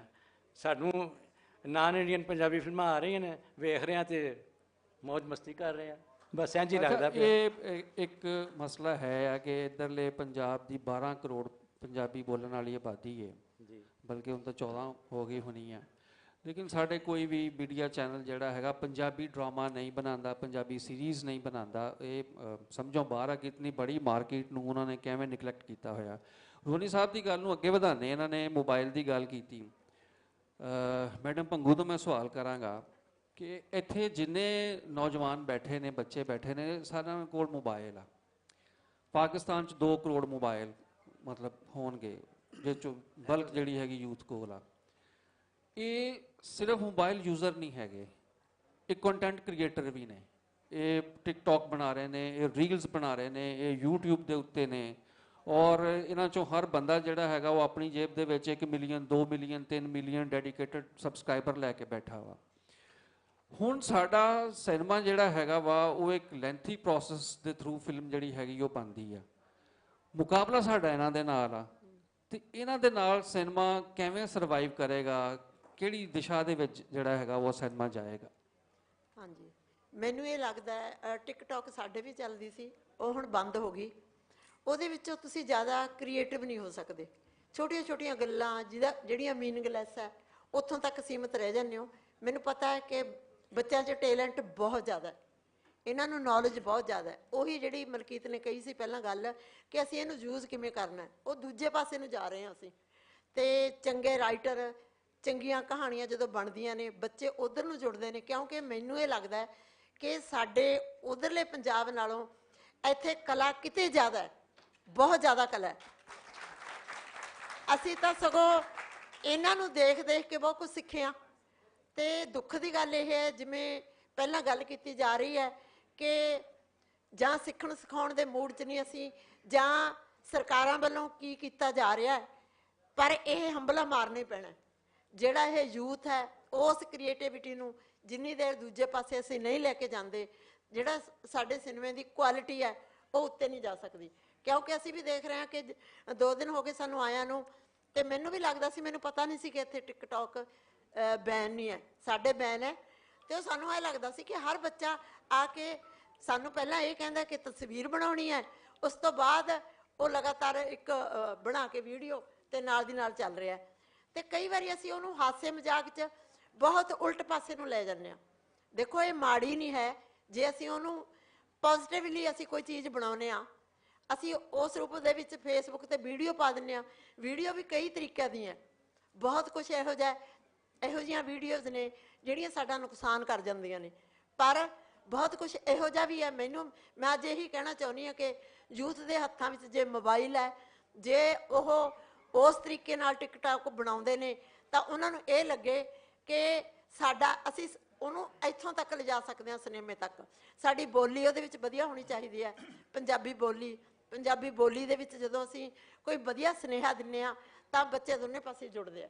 ਮੈਨੂੰ ਇਹ ਲੱਗਦਾ ਕਿ ਜਿਹੜੀ ਇਹ ਚੀਪ ਗੱਲਾਂ, ਇਹਨਾਂ ਤੋਂ ਸਾਨੂੰ ਗੁਰੇਜ਼ ਕਰਨਾ ਚਾਹੀਦਾ ਹੈ, ਤਾਂ ਹੀ ਅਸੀਂ ਆਪਦੀ ਮਾਂ ਬੋਲੀ ਨਾਲ ਵਫਾ ਕਮਾ ਸਕਦੇ ਹਾਂ। ਅੱਛਾ ਰੋਨੀ ਸਾਹਿਬ, ਤੁਸੀਂ ਸਿਨੇਮਾ ਦਾ ਅਗਰ ਨਵਾਂ ਇੱਕ ਅੰਗ ਦੇਖਿਆ ਹੋਵੇ, ਪਾਕਿਸਤਾਨੀ ਆਰਟਿਸਟ ਔਰ ਤੁਹਾਡੇ ਆਰਟਿਸਟ, ਲੇਕਿਨ ਕਹਾਣੀ ਜਿਹੜੀ ਹੈਗੀ ਆ ਉਹ ਲੰਡਨ ਜਾਂ ਕੈਨੇਡਾ ਜਾਂ ਅਮਰੀਕਾ, ਉੱਥੇ ਜਾ ਕੇ ਕੋ ਪ੍ਰੋਡਕਸ਼ਨ ਜਿਹੜੀ ਹੈਗੀ ਆ ਉਹ ਹੋਣ ਰਹੀ ਆ। ਇਹਦੇ ਵਿੱਚ ਕੀ ਮੁਸ਼ਕਿਲ ਹੈਗੀ ਆ ਕਿ ਅਸੀਂ ਕ੍ਰਾਸ ਬਾਰਡਰ ਜਿਹੜੀ ਹੈਗੀ ਆ ਕੋਈ ਐਸੀ ਮੁਹੱਬਤਾਂ ਵਾਲੀ ਫਿਲਮ ਜਿਹੜੀ ਹੈਗੀ ਆ ਉਹ ਬਣਾ ਲਈਏ, ਜਿਹੜੀ ਦੋਵਾਂ ਦੇਸ਼ਾਂ ਦੇ ਦਰਮਿਆਨ ਮੁਹੱਬਤ ਪੈਦਾ ਕਰੇ, ਦੋਵਾਂ ਚੜ੍ਹਦੇ ਪੰਜਾਬ ਔਰ ਲਹਿੰਦੇ ਪੰਜਾਬ ਵੱਲ ਜਿਹੜਾ ਹੈਗਾ ਵਾ ਉਹ ਮੁਹੱਬਤ ਦੇ ਸੁਨੇਹੇ ਭੇਜੇ। ਆਲਰੇਡੀ ਸੁਨੇਹੇ ਆ ਰਹੇ ਆ ਉੱਧਰੋਂ, ਜਿਹੜਾ ਨਿਊਟਰਲ ਗਰਾਊਂਡਸ ਦੇ ਉੱਤੇ ਅਸੀਂ ਇੱਕ ਦੂਜੇ ਨਾਲ ਕੋਲੈਬੋਰੇਟ ਮਿਲ ਰਹੇ ਹਾਂ, ਜੁੜ ਰਹੇ ਹਾਂ, ਔਰ ਸਾਡੇ ਆਰਟਿਸਟ ਉੱਧਰ ਜਾ ਰਹੇ ਆ। ਅਤੇ ਇਹ ਸਰ ਕੀ ਇਹਦੇ ਵਿੱਚ ਸਾਨੂੰ ਮੁਸ਼ਕਿਲਾਤ ਨੇ, ਔਰ ਇਹਨਾਂ ਦਾ ਕੀ ਤੁਸੀਂ ਐਜ਼ ਆ ਇੱਕ ਸਿਨੇਮਾ ਦੇ ਇੱਕ ਕਾਰਕੁਨ ਦੇ ਤੌਰ 'ਤੇ ਕੀ ਸਮਝਦੇ ਹੋ ਕਿ ਕੀ ਹੋ ਸਕਦਾ ਇਹਦੇ ਵਿੱਚ? ਮੈਨੂੰ ਲੱਗਦਾ ਜਨਾਬ ਇਹ ਇਹੋ ਜਿਹਾ ਮਸਲਾ ਹੈ, ਜਿਨ੍ਹਾਂ ਸੱਜਣਾ ਨੇ ਪ੍ਰੋਗਰਾਮ ਅਰੇਂਜ ਕੀਤਾ ਨਾ, ਉਹ ਉੱਥੇ ਖੜੇ ਹੁੰਦੇ ਨੇ ਤੇ ਉਹ ਆਉਣ ਵਾਲੇ ਨੂੰ ਦੱਸਦੇ ਨੇ ਕਿ ਤੂੰ ਕਿੱਥੇ ਬੈਠਣਾ ਹੈ। ਉਹ ਕਹਿੰਦਾ ਜੀ ਤੁਸੀਂ ਉੱਥੇ ਬੈਠੋਗੇ, ਤੁਸੀਂ ਸਟੇਜ ਤੇ ਬੈਠੋਗੇ, ਤੁਸੀਂ ਸਾਹਮਣੇ ਬੈਠੋਗੇ, ਤੁਸੀਂ ਉਸ ਪਾਸੇ ਬੈਠੋਗੇ। ਇਸ ਕਰਕੇ ਜਿਨ੍ਹਾਂ ਲੋਕਾਂ ਨੇ ਹਕੂਮਤ ਕਰਨੀ ਹੁੰਦੀ ਹੈ ਉਹਨਾਂ ਨੇ ਦੱਸਣਾ ਹੁੰਦਾ ਕਿ ਤੁਸੀਂ ਇਹੋ ਜਿਹੇ, ਤੁਸੀਂ ਕਿੰਨਾ ਕੁ ਮਿਲਣਾ ਹੈ, ਤੁਸੀਂ ਕਿਵੇਂ ਮਿਲ ਸਕਦੇ ਹੋ, ਇਹ ਉਹੋ ਜਿਹਾ ਮਸਲਾ ਹੈ। ਸੋ ਪਰ ਫਿਰ ਵੀ ਇਹ ਆਪਾਂ ਇੱਕ ਤੀਜਾ ਰਾਹ ਕੱਢਿਆ, ਕੋਈ ਗੱਲ ਨਹੀਂ, ਅਸੀਂ ਫਿਲਮ ਉੱਥੇ ਜਾ ਕੇ ਬਣਾ ਲੈਂਦੇ ਹਾਂ। ਉਹਦੇ ਨਾਲ ਕੀ ਹੁੰਦਾ ਹੈ ਕਿ ਸਾਡੇ ਤੁਹਾਡੇ ਇਧਰਲੇ ਪੰਜਾਬ ਦੇ ਉਧਰਲੇ ਪੰਜਾਬ ਦੇ ਜਿਹੜੇ ਲੋਕ ਮਾਈਗ੍ਰੇਟ ਹੋ ਕੇ, ਜਿਨ੍ਹਾਂ ਨੇ ਕੰਪਨੀਆਂ ਖੋਲ੍ਹੀਆਂ ਇੰਗਲੈਂਡ ਦੇ ਵਿੱਚ ਜਾ ਕੇ, ਅਮਰੀਕਾ ਜਾ, ਕੈਨੇਡਾ ਜਾ ਕੇ, ਸੋ ਉਹ ਜਿਵੇਂ ਸਰ ਉਹਨਾਂ ਨੇ ਗੱਲ ਕੀਤੀ ਹੈ ਜਨਾਬ ਨੇ, ਬੜਾ ਚੰਗਾ ਨੁਕਤਾ ਹੈ ਉਹ ਕਹਿੰਦੇ ਕਿ ਫਿਰ ਉਹ ਨਾਨ ਪੰਜਾਬੀ ਫਿਲਮ ਭਾਸ਼ਾ ਦੀ ਨਾਨ ਇੰਡੀਅਨ ਫਿਲਮ ਵੱਜਦੀ ਹੈ ਤੇ ਉਹਨੂੰ ਫਿਰ ਕੋਈ ਮੁਸ਼ਕਲਾਤ ਨਹੀਂ ਆਉਂਦੀ ਤੇ ਉਹ ਤੁਹਾਡੇ ਸਿਨੇਮਾ 'ਚ ਲੱਗ ਸਕਦੀ ਹੈ। ਪਰ ਮੈਂ ਇੱਕ ਗੱਲ ਮਹਿਸੂਸ ਕਰਦਾ ਹਾਂ, ਉਹ ਗੱਲ ਇਹ ਸੀਗੀ ਕਿ ਅਸੀਂ ਜਿਹੜੇ ਲੋਕ ਆ, ਸਾਡੇ 'ਚ ਬਹੁਤ ਸਾਰੇ ਰਾਈਟਰ ਸਾਹਿਬਾਨ 'ਚ ਬੈਠੇ ਨੇ, ਬਹੁਤ ਸਾਰੇ ਸਾਹਿਤ ਪ੍ਰੇਮੀ ਬੈਠੇ ਨੇ। ਇਹ ਨਾ ਹਰ ਜਿਹੜੀ ਲਾਈਨ ਹੈ, ਕਿਸੇ ਵੀ ਕੰਮ ਦੀ ਲਾਈਨ, ਉਹ 'ਚ ਬਹੁਤ ਚੰਗੇ ਲੋਕ ਵੀ ਹੁੰਦੇ ਨੇ, ਬਹੁਤ ਟਾਈਮ ਪਾਸ ਲੋਕ ਵੀ ਹੁੰਦੇ ਨੇ। ਸੋ ਮੈਨੂੰ ਮਾਫ ਕਰਿਓ ਜੀ, ਮੈਂ ਮਾਫੀ ਚਾਹਾਂਗਾ ਗੁਸਤਾਖੀ ਲਈ। ਬਹੁਤ ਸਾਰੇ ਲੋਕ ਟਾइम पास कविता लिखते हैं, झरना बह रहा था वो नीचे नहा रही थी, कंप कपी छिड़ गई, जे हो गया, ये ਉਹਦਾ ਕੋਈ ਮਤਲਬ ਨਹੀਂ ਹੁੰਦਾ। ਕਿਉਂਕਿ ਜਦੋਂ ਤੁਹਾਡੀ ਆਵਾਮ ਨੂੰ ਰੋਟੀ ਦੇ ਲਾਲੇ ਪਏ ਹੋਣ, ਤੁਹਾਡੀ ਆਵਾਮ ਨੂੰ ਐਜੂਕੇਸ਼ਨ ਦੇ ਲਾਲੇ ਪਏ ਹੋਣ ਕਿ ਸਾਡੀ ਜਨਰੇਸ਼ਨ ਦਾ ਕੀ ਬਣੂਗਾ, ਉਦੋਂ ਤੁਸੀਂ ਝਰਨਿਆਂ ਦੇ ਗੀਤ ਨਹੀਂ ਲਿਖ ਸਕਦੇ। ਸੋ ਇਹੀ ਕਾਰਨ ਹੈ ਕਿ ਜਿਹੜਾ ਇਹ ਸਾਡੇ ਕੋਲ ਆਇਆ ਨਾ, ਜਿਹਨੂੰ ਆਪਾਂ ਟਿਕਟੌਕ ਕਹਿੰਦੇ ਆ, ਤੁਸੀਂ ਜਿਵੇਂ ਪਹਿਲਾਂ ਵੀ ਗੱਲ ਕੀਤੀ, ਜਿਵੇਂ ਟਿਕਟੌਕ ਆ, ਛੋਟੇ ਸਾਧਨ ਆਏ ਤੁਹਾਡੇ ਕੋਲ, ਜਿਵੇਂ ਤੁਸੀਂ ਕਿ 2 ਕਰੋੜ ਮੋਬਾਈਲ ਹੈ, ਮੈਂ ਕਹਿੰਦਾ 2 ਕਰੋੜ ਮੋਬਾਈਲਾਂ ਤੇ 10 ਕਰੋੜ ਘੱਟੋ ਘੱਟ ਟਿਕਟੌਕ ਚੱਲਦੀ ਹੈ।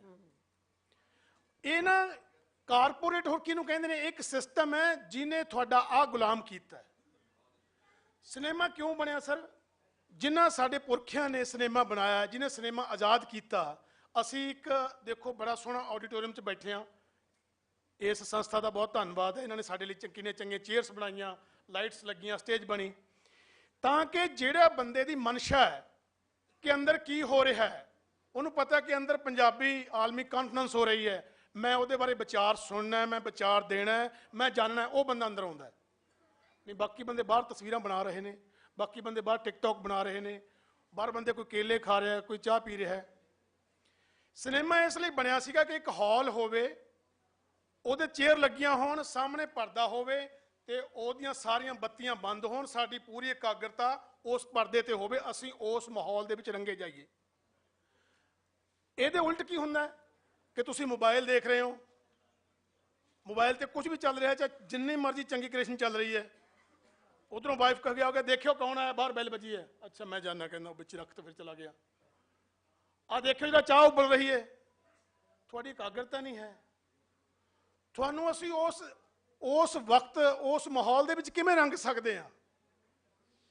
ਹੁਣ ਗਿੱਲ ਸਾਹਿਬ ਮੋਬਾਈਲ ਦੇਖ ਰਹੇ ਨੇ, ਮੈਂ ਗੱਲ ਕਰ ਰਿਹਾ ਹੁਣ, ਇਹ ਕਿਉਂਕਿ ਮਾਈਂਡ ਤਾਂ ਇੱਕੋ ਹੈ। ਗਿੱਲ ਸਾਹਿਬ ਪਲੀਜ਼ ਸੌਰੀ, ਮਾਈਂਡ ਤਾਂ ਇੱਕੋ ਹੈ ਨਾ। ਮੇਰੀ ਕੱਲ ਦੀ ਇੱਕ ਟੈਨਸ਼ਨ ਸੀਗੀ, ਮੈਨੂੰ ਕੱਲ ਦਾ ਇੱਕ ਫਿਕਰ ਸੀ, ਮੈਨੂੰ ਮੈਮ ਉਹਨਾਂ ਨੇ ਕਈ ਵਾਰ ਟੋਕਿਆ, ਕਰਮਜੀਤ ਨੇ ਅੱਜ ਵੀ ਮੈਨੂੰ ਆ ਕੇ ਟੋਕਤਾ, ਅਨਮੋਲ ਨੇ। ਸਾਡੇ ਕੋਲ ਬਹੁਤ ਸਾਰੇ ਕਲਾਕਾਰ ਸੱਜਣ ਬੈਠੇ ਨੇ, ਮੈਨੂੰ ਪਤਾ ਤੁਹਾਨੂੰ ਬਹੁਤ ਚਾਅ ਹੈ, ਤੁਹਾਨੂੰ ਬਹੁਤ ਚਾਅ, ਸਾਨੂੰ ਵੀ ਚਾਅ ਹੈ। ਅਸੀਂ ਕਿਤੇ ਭੱਜ ਕੇ ਨਹੀਂ ਚੱਲੇ, ਅਸੀਂ ਤਸਵੀਰਾਂ ਜਿੰਨੀਆਂ ਮਰਜ਼ੀ ਬਣਾ ਲਓ, ਜਿੰਨੀਆਂ ਮਰਜ਼ੀ ਟਿਕਟੌਕ ਬਣਾ ਲਓ, ਅਸੀਂ ਕਿਤੇ ਨਹੀਂ ਚੱਲੇ। ਪਰ ਜਿਹੜੀ ਗੱਲ ਸਟੇਜ ਤੇ ਹੋ ਰਹੀ ਹੈ, ਜਿਹੜੇ ਵਕਤਾ ਇੱਥੇ ਬੈਠੇ ਨੇ, ਉਹਨਾਂ ਕੋਲ ਐਡਾ ਗਿਆਨ ਹਾਸਲ ਹੈ, ਉਹ ਤਿਆਰੀ ਕਰਕੇ ਆਉਂਦੇ ਨੇ। ਆਪਾਂ ਉਹਨਾਂ ਦੀ ਗੱਲ ਤੇ ਪਹਿਲਾਂ ਸੁਣੀਏ ਨਾ। ਇੱਥੇ ਐਡੇ ਕਮਾਲ ਦਾ ਸੱਜਣ ਬੈਠੇ ਬੋਲ ਰਹੇ ਸੀ, ਬਾਬਾ ਬੁੱਲੇ ਸ਼ਾਹ ਤੇ ਬਾਬੇ ਨਾਨਕ ਤੇ ਗੱਲ ਹੋ ਰਹੀ ਸੀ, ਤੇ ਸਾਨੂੰ ਲੱਗਦਾ ਸੀ ਕਿ ਸਾਡੀ ਤਸਵੀਰ ਨਾ ਕਿਤੇ ਰਹਿ ਜੇ ਯਾਰ, ਬਾਬਾ ਬੁੱਲੇ ਸ਼ਾਹ ਬਾਅਦ ਦੇਖ ਲਾਂਗੇ, ਕਿਤੇ ਨਹੀਂ ਚੱਲਿਆ ਉਹ, ਇੰਨੇ ਸਾਲਾਂ ਤੋਂ ਇੱਥੇ ਤੁਰਿਆ ਫਿਰਦਾ। ਇਹ ਮੈਨੂੰ ਇਹ ਮਸਲਾ ਆਤਾ ਕਿ ਸਾਡੇ ਲਈ ਜ਼ਰੂਰੀ ਕੀ ਚੀਜ਼ ਹੈ, ਇਹ ਹੋਣੀ ਚਾਹੀਦਾ। ਹੁਣ ਅਸੀਂ ਵੀ ਜਦੋਂ ਸਿਨੇਮਾ ਬਾਰੇ ਉਧਰਲੇ ਚੜ੍ਹਦੇ ਪੰਜਾਬ 'ਚ ਸੈਮੀਨਾਰ ਕਰਦੇ ਹਾਂ, ਉੱਥੇ ਇੱਕ ਬਹੁਤ ਬੜੀ ਬਹਿਸ ਸਾਡੀ ਛਿੜਦੀ ਹੈ। ਉਹ ਕੀ ਹੁੰਦਾ, ਕਹਿੰਦੇ ਨਹੀਂ ਜੀ ਫਿਲਮ 'ਚ ਕਮੇਡੀ ਜ਼ਰੂਰ ਚਾਹੀਦੀ ਹੈ, ਚੁਟਕਲੇ ਜ਼ਰੂਰ ਇਕੱਠੇ ਹੋਣੇ ਚਾਹੀਦੇ ਆ। ਅਸੀਂ ਕਿਹਾ ਵੀ ਠੀਕ ਹੈ, 4 ਕਿਤਾਬਾਂ ਚੁਟਕਲਿਆਂ ਦੇ ਖਰੀਦੋ ਤੇ ਚੁਟਕਲੇ ਜੋੜ ਕੇ ਫਿਲਮ ਬਣਾ ਦਿਓ। ਪਰ ਸਾਨੂੰ ਇਹ ਲੱਗਦਾ ਹੈ ਕਿ ਸਿਨੇਮਾ ਇੱਕ ਡਾਕੂਮੈਂਟ ਵੀ ਹੈ। ਅੱਜ ਜਿਹੜੀ 2024 ਦੇ ਵਿੱਚ ਫਿਲਮ ਬਣ ਰਹੀ ਹੈ ਨਾ, ਚਾਹੇ ਉਹ ਲਹਿੰਦੇ ਪੰਜਾਬ 'ਚ ਬਣਦੀ ਹੈ, ਚਾਹੇ ਚੜ੍ਹਦੇ ਪੰਜਾਬ 'ਚ ਬਣਦੀ ਹੈ, ਉਹ ਸਾਡਾ ਇੱਕ ਡਾਕੂਮੈਂਟ ਹੈ। ਸਾਡੀ ਜਨਰੇਸ਼ਨ ਨੇ 2050 'ਚ ਜਾ ਕੇ, 60 'ਚ ਜਾ ਕੇ, ਜਦੋਂ ਇਹ ਦੇਖਣਾ ਕਿ 24 ਵਾਲੇ ਲੋਕ ਕੀ ਕਰ ਰਹੇ ਸੀ, ਉਹ ਕੀ ਸੋਚ ਰਹੇ ਸੀ, ਉਹਨਾਂ ਦੀ ਬੁੱਧੀ ਕਿੱਥੇ ਖੜੀ ਸੀ, ਉਹਨਾਂ ਦਾ ਫੈਸ਼ਨ ਕਿੱਥੇ ਸੀ, ਉਹ ਕਿਹੋ ਜਿਹੀਆਂ ਗੱਲਾਂ ਕਰਦੇ ਸੀ, ਉਹਨਾਂ ਦਾ ਰਹਿਣ ਸਹਿਣ ਕੀ ਸੀ, ਉਹਨਾਂ ਨੂੰ 24 ਦਾ ਸਿਨੇਮਾ ਚੱਕ ਕੇ ਲੱਭ ਕੇ ਖੋਜ ਕੇ ਦੇਖਣਾ ਪਊਗਾ। ਇਸ ਕਰਕੇ ਅੱਜ 2023-24 ਚ ਸਾਡੇ ਉਧਰ ਇੱਕ ਫਿਲਮ ਬਣੀ ਅੰਗਰੇਜ਼, ਬਹੁਤ ਸਾਰੀਆਂ ਪੀਰੀਅਡ ਫਿਲਮਾਂ ਬਣੀਆਂ। ਜਦੋਂ ਸਾਡੀ ਜਨਰੇਸ਼ਨ ਅਮਰੀਕਾ ਕੈਨੇਡਾ ਦੇ ਵਿੱਚ ਐਡੇ ਵਿਕਸਿਤ ਮੁਲਕਾਂ ਦੇ ਵਿੱਚ ਬੈਠੀ ਹੈ, ਜਦੋਂ ਉਹਨੇ ਦੇਖਿਆ ਕਿ ਸਾਡੇ ਪੁਰਖੇ 47 ਚ ਕੀ ਕਰ ਰਹੇ ਸੀਗੇ, 47 ਤੋਂ ਪਹਿਲਾਂ ਸਾਂਝੇ ਪੰਜਾਬ ਚ ਕੀ ਕਰਦੇ ਸੀ, ਤਾਂ ਸਾਡੀਆਂ ਫਿਲਮਾਂ ਨੇ ਦੱਸਿਆ, ਸਾਡੀਆਂ ਕਿਤਾਬਾਂ ਨੇ ਦੱਸਿਆ। ਹੁਣ ਪਰ ਗੱਲ ਉੱਥੇ, ਮੈਂ ਫਿਰ ਦੁਬਾਰਾ ਗਿੱਲ ਸਾਹਿਬ ਗੱਲ ਕਰ ਰਿਹਾ, ਸੌਰੀ, ਗੱਲ ਉੱਥੇ ਹੀ ਹੈ। ਪਰ ਜਿਨ੍ਹਾਂ ਲੋਕਾਂ ਨੇ ਉਸ ਟਾਈਮ ਵੀ, ਇਸ ਟਾਈਮ ਵੀ ਜਾਂ ਅਗਲੇ ਟਾਈਮਾਂ 'ਚ ਵੀ ਟਾਈਮ ਪਾਸ ਕਹਾਣੀਆਂ ਲਿਖਣੀਆਂ, ਟਾਈਮ ਪਾਸ ਕਵਿਤਾਵਾਂ ਲਿਖਣੀਆਂ, ਟਾਈਮ ਪਾਸ ਗਜ਼ਲ ਲਿਖਣੀ ਹੈ, ਐਡਾ ਮੋਟਾ ਨਾਵਲ ਲਿਖ ਕੇ ਕਹਿਣਾ ਲਓ ਭਾਜੀ ਜ਼ਰੂਰ ਪੜ੍ਹਿਓ, ਤੁਸੀਂ ਸਮਾਂ ਵੀ ਦਿੱਤਾ ਉਹਨੂੰ 6 ਘੰਟੇ, ਨਿਕਲਿਆ ਕੱਖ ਨਹੀਂ ਉਹ ਚੋਂ। ਇਹ ਸੋਚਣ ਦਾ ਵਿਸ਼ਾ ਹੈ ਕਿ ਅਸੀਂ ਸੀਰੀਅਸ ਕਿਹੜੀ ਚੀਜ਼ ਲਈ ਹੋਣਾ। ਸਾਡੇ ਬੱਚੇ ਜਿਹੜੇ ਵਿਕਸਿਤ ਮੁਲਕ ਜਿਹਨਾਂ ਨੂੰ ਅਸੀਂ ਕਹਿੰਦੇ ਆ, ਉਹਨਾਂ ਮੁਲਕਾਂ 'ਚ ਚਲੇ ਗਏ, ਸਾਡਾ ਉਹਨਾਂ ਮੁਲਕਾਂ ਨਾਲ ਰਾਬਤਾ ਬਣ ਗਿਆ। ਰਾਬਤਾ ਕਿਵੇਂ ਬਣਿਆ? ਮੋਬਾਈਲ ਦੇ ਰਾਹੀਂ ਪੂਰੀ ਦੁਨੀਆ ਦੇਖ ਲਈ। ਸੋ ਸਾਨੂੰ ਲੱਗਦਾ ਜੇ ਸਾਡਾ ਵਿਕਸਿਤ ਹੋਣਾ ਕੀ ਹੈ, ਅਸੀਂ ਕਿਵੇਂ ਸਿੱਧ ਕਰੀਏ ਕਿ ਅਸੀਂ ਵਿਕਸਿਤ ਹੋ ਗਏ। ਅਸੀਂ ਸਿੱਧ ਕੀਤਾ ਕਿ ਮੈਂ ਫਲਾਣੇ ਬ੍ਰਾਂਡ ਦੀ ਸ਼ਰਟ ਪਾਈ ਹੈ, ਮੈਂ ਫਲਾਣੇ ਬ੍ਰਾਂਡ ਦੇ ਸ਼ੂਜ਼ ਪਾਏ ਨੇ, ਇਹ ਹੁਣ ਲੋਕਾਂ ਨੂੰ ਦਿਖਾਈਏ ਕਿਵੇਂ? ਬਣਾਓ ਟਿਕਟੌਕ। ਸੋ ਸਿਨੇਮਾ, ਸਾਡੇ ਕੋਲੇ ਬਹੁਤ ਕਮਾਲ ਦੇ ਬੰਦੇ, ਸਾਡੇ ਕਮਾਲ ਦੇ ਰਾਈਟਰ। ਮੈਂ ਇੱਕ ਗੱਲ ਪੰਜਾਬੀ 'ਚ ਮਤਲਬ ਬਹੁਤ ਪ੍ਰਾਊਡ ਫੀਲ ਕਰਦਾ ਇਸ ਗੱਲ ਦਾ ਕਿ ਚਾਹੇ ਲਹਿੰਦਾ ਪੰਜਾਬ ਹੈ, ਚਾਹੇ ਚੜ੍ਹਦਾ ਪੰਜਾਬ ਹੈ, ਜਿੰਨੇ ਵਿਸ਼ੇ ਸਾਡੇ ਪੰਜਾਬੀਆਂ ਕੋਲ ਨੇ ਸਿਨੇਮਾ ਬਣਾਉਣ ਲਈ, ਦੁਨੀਆ 'ਚ ਕਿਸੇ ਕੋਲ ਨਹੀਂ।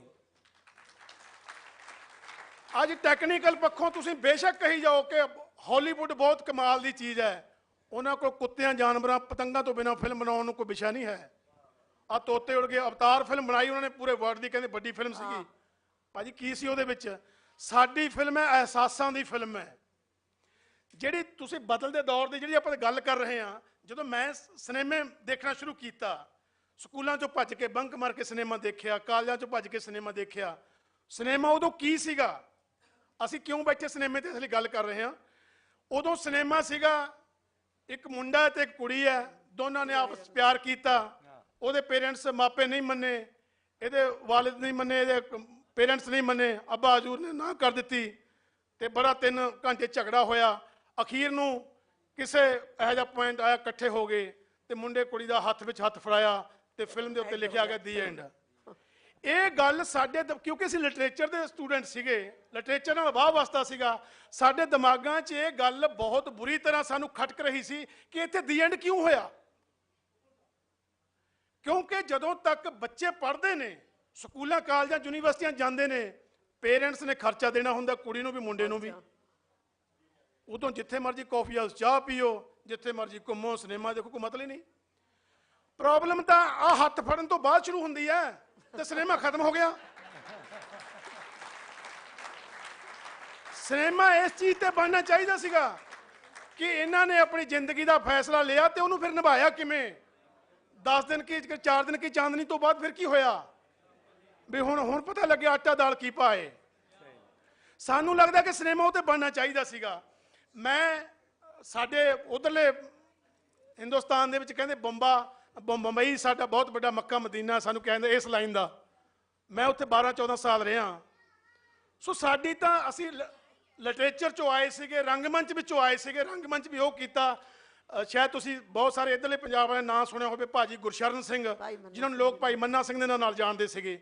ਉਹ ਇਨਸਾਨ ਸੀਗੇ ਜਿਨ੍ਹਾਂ ਨੇ 47 ਤੋਂ ਬਾਅਦ ਜਿਹੜਾ ਪਹਿਲਾ ਪ੍ਰੋਜੈਕਟ ਲੱਗਿਆ ਉਸ ਹਿੰਦੁਸਤਾਨ ਦਾ, ਤਾਂ ਉਹ ਪੰਜਾਬ ਦੇ ਵਿੱਚ ਜਿਹੜਾ ਮੇਰਾ ਡਿਸਟ੍ਰਿਕਟ ਹੈ ਰੋਪੜ ਜ਼ਿਲ੍ਹਾ, ਉੱਥੇ ਨੰਗਲ ਡੈਮ ਬਣਿਆ ਸੀਗਾ, ਭਾਖੜਾ ਡੈਮ ਜਿਹਨੂੰ ਕਹਿੰਦੇ ਨੇ। ਉਹ ਬਣਾਉਣ ਵਾਲੇ 5 ਇੰਜੀਨੀਅਰਾਂ ਵਿੱਚੋਂ ਇੱਕ ਇੰਜੀਨੀਅਰ ਸੀਗੇ। ਸੋ ਅਸੀਂ ਉਹਨਾਂ ਨਾਲ ਥੀਏਟਰ ਕਰਦੇ ਸੀ। ਉਹ ਥੀਏਟਰ ਕਰਦੇ ਸੀ ਕਿ ਲੋਕਾਂ ਨੂੰ ਜਾਗਰੂਕ ਕਰੀਏ, ਲੋਕਾਂ ਨੂੰ ਦੱਸੀਏ ਤੁਹਾਡੇ ਰਾਈਟਸ ਕੀ ਨੇ। ਉਹ ਥੀਏਟਰ ਕਰਦੇ ਸੀਗੇ। ਸੋ ਸਾਡੇ ਦਿਮਾਗ 'ਚ ਇਹ ਲੱਗਿਆ ਕਿ ਸਿਨੇਮਾ ਤਾਂ ਬਦਲਣਾ ਚਾਹੀਦਾ ਹੈ। ਸਿਨੇਮਾ ਉਹ ਚਾਹੀਦਾ ਹੈ ਕਿ ਲੋਕ ਕਹਿਣ ਕਿ ਆਹ ਸਾਡੀ ਗੱਲ ਕੀਤੀ ਹੈ, ਲੋਕਾਂ ਨੂੰ ਲੱਗੇ ਕਿ ਸਾਡੀ ਗੱਲ ਸਿਨੇਮੇ 'ਚ ਹੋ ਰਹੀ ਹੈ, ਸਾਡਾ ਸਿਨੇਮਾ ਤਾਂ ਹੈ। ਨਹੀਂ ਤਾਂ ਫਿਰ ਕਿਸੇ ਪਾਸੇ ਸਿਨੇਮਾ ਦੇਖੀ ਜਾਓ, ਜੈਕੀ ਚੈਨ ਨੂੰ ਦੇਖੀ ਜਾਓ, ਜਿਹਨੂੰ ਮਰਜ਼ੀ ਦੇਖੀ ਜਾਓ, ਹੈਰੀ ਪੋਟਰ ਨੂੰ ਦੇਖੀ ਜਾਓ, ਪਰ ਉਹ ਸਾਡਾ ਸਿਨੇਮਾ ਹੀ ਨਹੀਂ ਆ, ਉਹ ਸਾਡੀ ਕਹਾਣੀ ਨਹੀਂ ਆ, ਉਹ ਸਾਡਾ ਬੰਦਾ ਨਹੀਂ ਆ। ਉਹ ਮੈਨੂੰ ਬੰਬੇ 'ਚ ਬਹੁਤ ਸਾਰੇ ਲੋਕਾਂ ਨੇ ਕਿਹਾ ਕਿ ਤੁਸੀਂ ਐਕਟਰ ਤੇ ਬਹੁਤ ਸੋਹਣੇ ਹੋ, ਬਹੁਤ ਅੱਛੀ ਐਕਟਿੰਗ ਕਰ ਲੈਂਦੇ ਹੋ, ਪਰ ਤੁਸੀਂ ਤੁਹਾਨੂੰ ਪਤਾ ਹੈ, ਮੈਨੂੰ ਇੱਕ ਬੰਦੇ ਨੇ ਸਵਾਲ ਕੀਤਾ, ਸੌਰੀ ਲੰਬਾ ਹੋ ਗਿਆ ਜੀ, ਇੱਕ ਬੰਦੇ ਨੇ ਸਵਾਲ ਕੀਤਾ, ਕਹਿੰਦੇ ਤੁਹਾਨੂੰ ਪਤਾ ਹੈ ਇੱਕ ਐਕਟਰ ਕਿਵੇਂ ਬਣਦਾ ਹੈ? ਮੈਂ ਕਿਹਾ ਜੀ ਕਿਵੇਂ ਬਣਦਾ ਹੈ? ਉਹ ਕਹਿੰਦਾ ਜਦੋਂ ਕਿਸੇ ਬੰਦੇ ਨੂੰ ਇਹ ਲੱਗਦਾ ਕਿ ਮੈਂ ਐਕਟਰ ਬਣਨਾ, ਮੈਂ ਐਕਟਿੰਗ ਕਰਨੀ, ਮੈਂ ਸਿਨੇਮੇ 'ਚ ਜਾਣਾ ਹੈ, ਮੈਂ ਟੈਲੀਵਿਜ਼ਨ 'ਚ ਜਾਣਾ ਹੈ, ਤਾਂ ਉਹ ਸਭ ਤੋਂ ਪਹਿਲਾਂ ਸ਼ੀਸ਼ੇ 'ਚ ਮਿਰਰ 'ਚ ਆਪਣੇ ਆਪ ਨੂੰ ਦੇਖਦਾ ਹੈ। ਉਹ ਕਹਿੰਦਾ ਯਾਰ ਮੈਂ ਲੱਗਦਾ ਤਾਂ ਬਹੁਤ ਸੋਹਣਾ ਹੈ, ਪਰ ਆ ਥੋੜੀ ਜਿਹੀ ਦਾੜੀ ਇੱਥੋਂ ਠੀਕ ਹੋ ਜੇ ਨਾ, ਮੇਰਾ ਹੇਅਰ ਸਟਾਈਲ ਥੋੜਾ ਜਿਹਾ ਬਣ ਜੇ, ਤਾਂ ਮੈਂ ਇਹਦੇ ਨਾਲ ਹੋਰ ਖੂਬਸੂਰਤ ਦਿਖੂੰਗਾ ਤੇ ਲੋਕ ਕਹਿਣਗੇ ਯਾਰ ਆਹ ਬੰਦਾ ਸਿਨੇਮੇ ਚਾਹੀਦਾ।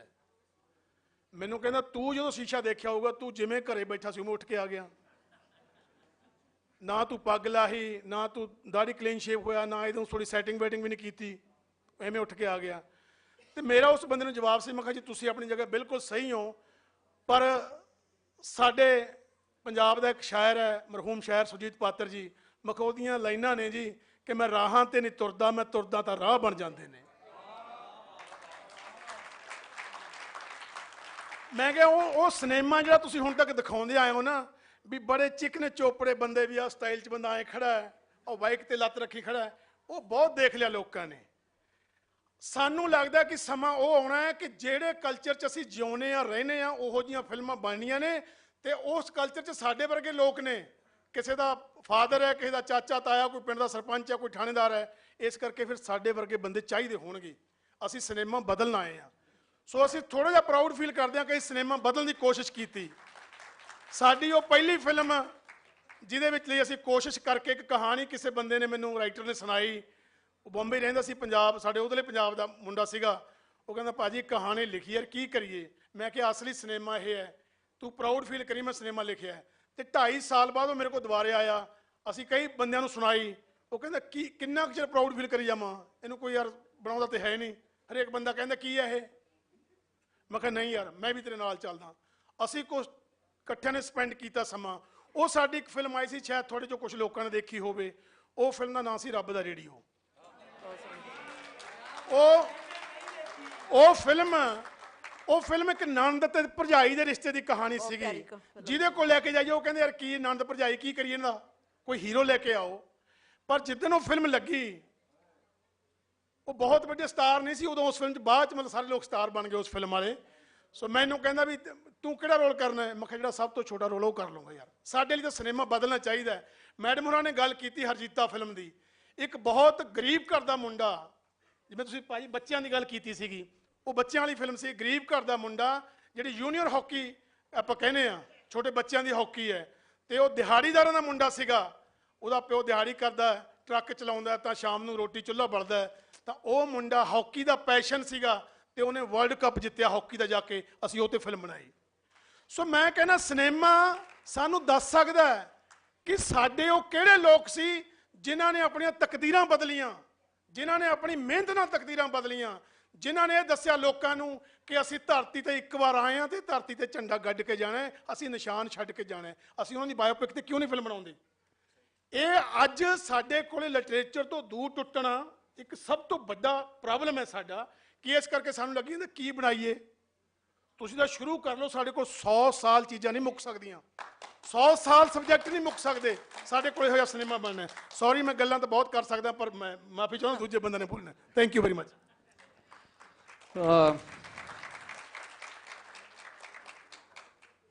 ਸਿਨੇਮਾ ਦੇ ਇੱਕ ਬਹੁਤ ਵੱਡੇ ਰਾਈਟਰ ਨੇ ਤੇ ਹਾਲੀਵੁੱਡ ਦੇ ਡਾਇਰੈਕਟਰ ਨੇ, ਉਹ ਇਹ ਕਹਿੰਦੇ ਨੇ ਕਿ ਹੀਰੋ ਉਹ ਨਹੀਂ ਹੁੰਦਾ ਜਿਹੜਾ ਬਚ ਜਾਂਦਾ, ਹੀਰੋ ਉਹ ਹੁੰਦਾ ਵਾ ਜਿਹੜਾ ਮਰਦਾ ਵਾ ਔਰ ਮਰਨ ਦੇ ਬਾਅਦ ਉੱਠਦਾ ਵਾ।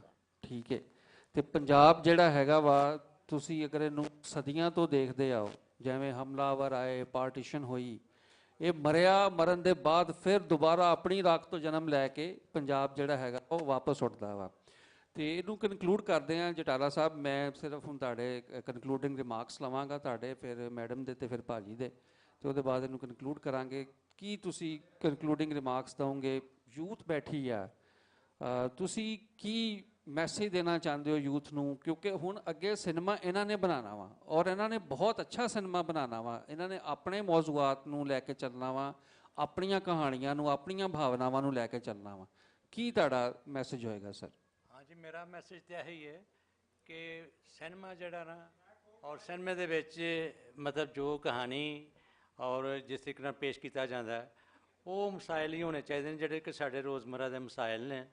ਔਰ ਸਾਡੇ ਸੁਸਾਇਟੀ ਦਾ ਇੱਕ ਤਰਜਮਾਨ ਹੋਣਾ ਚਾਹੀਦਾ ਸਿਨੇਮਾ।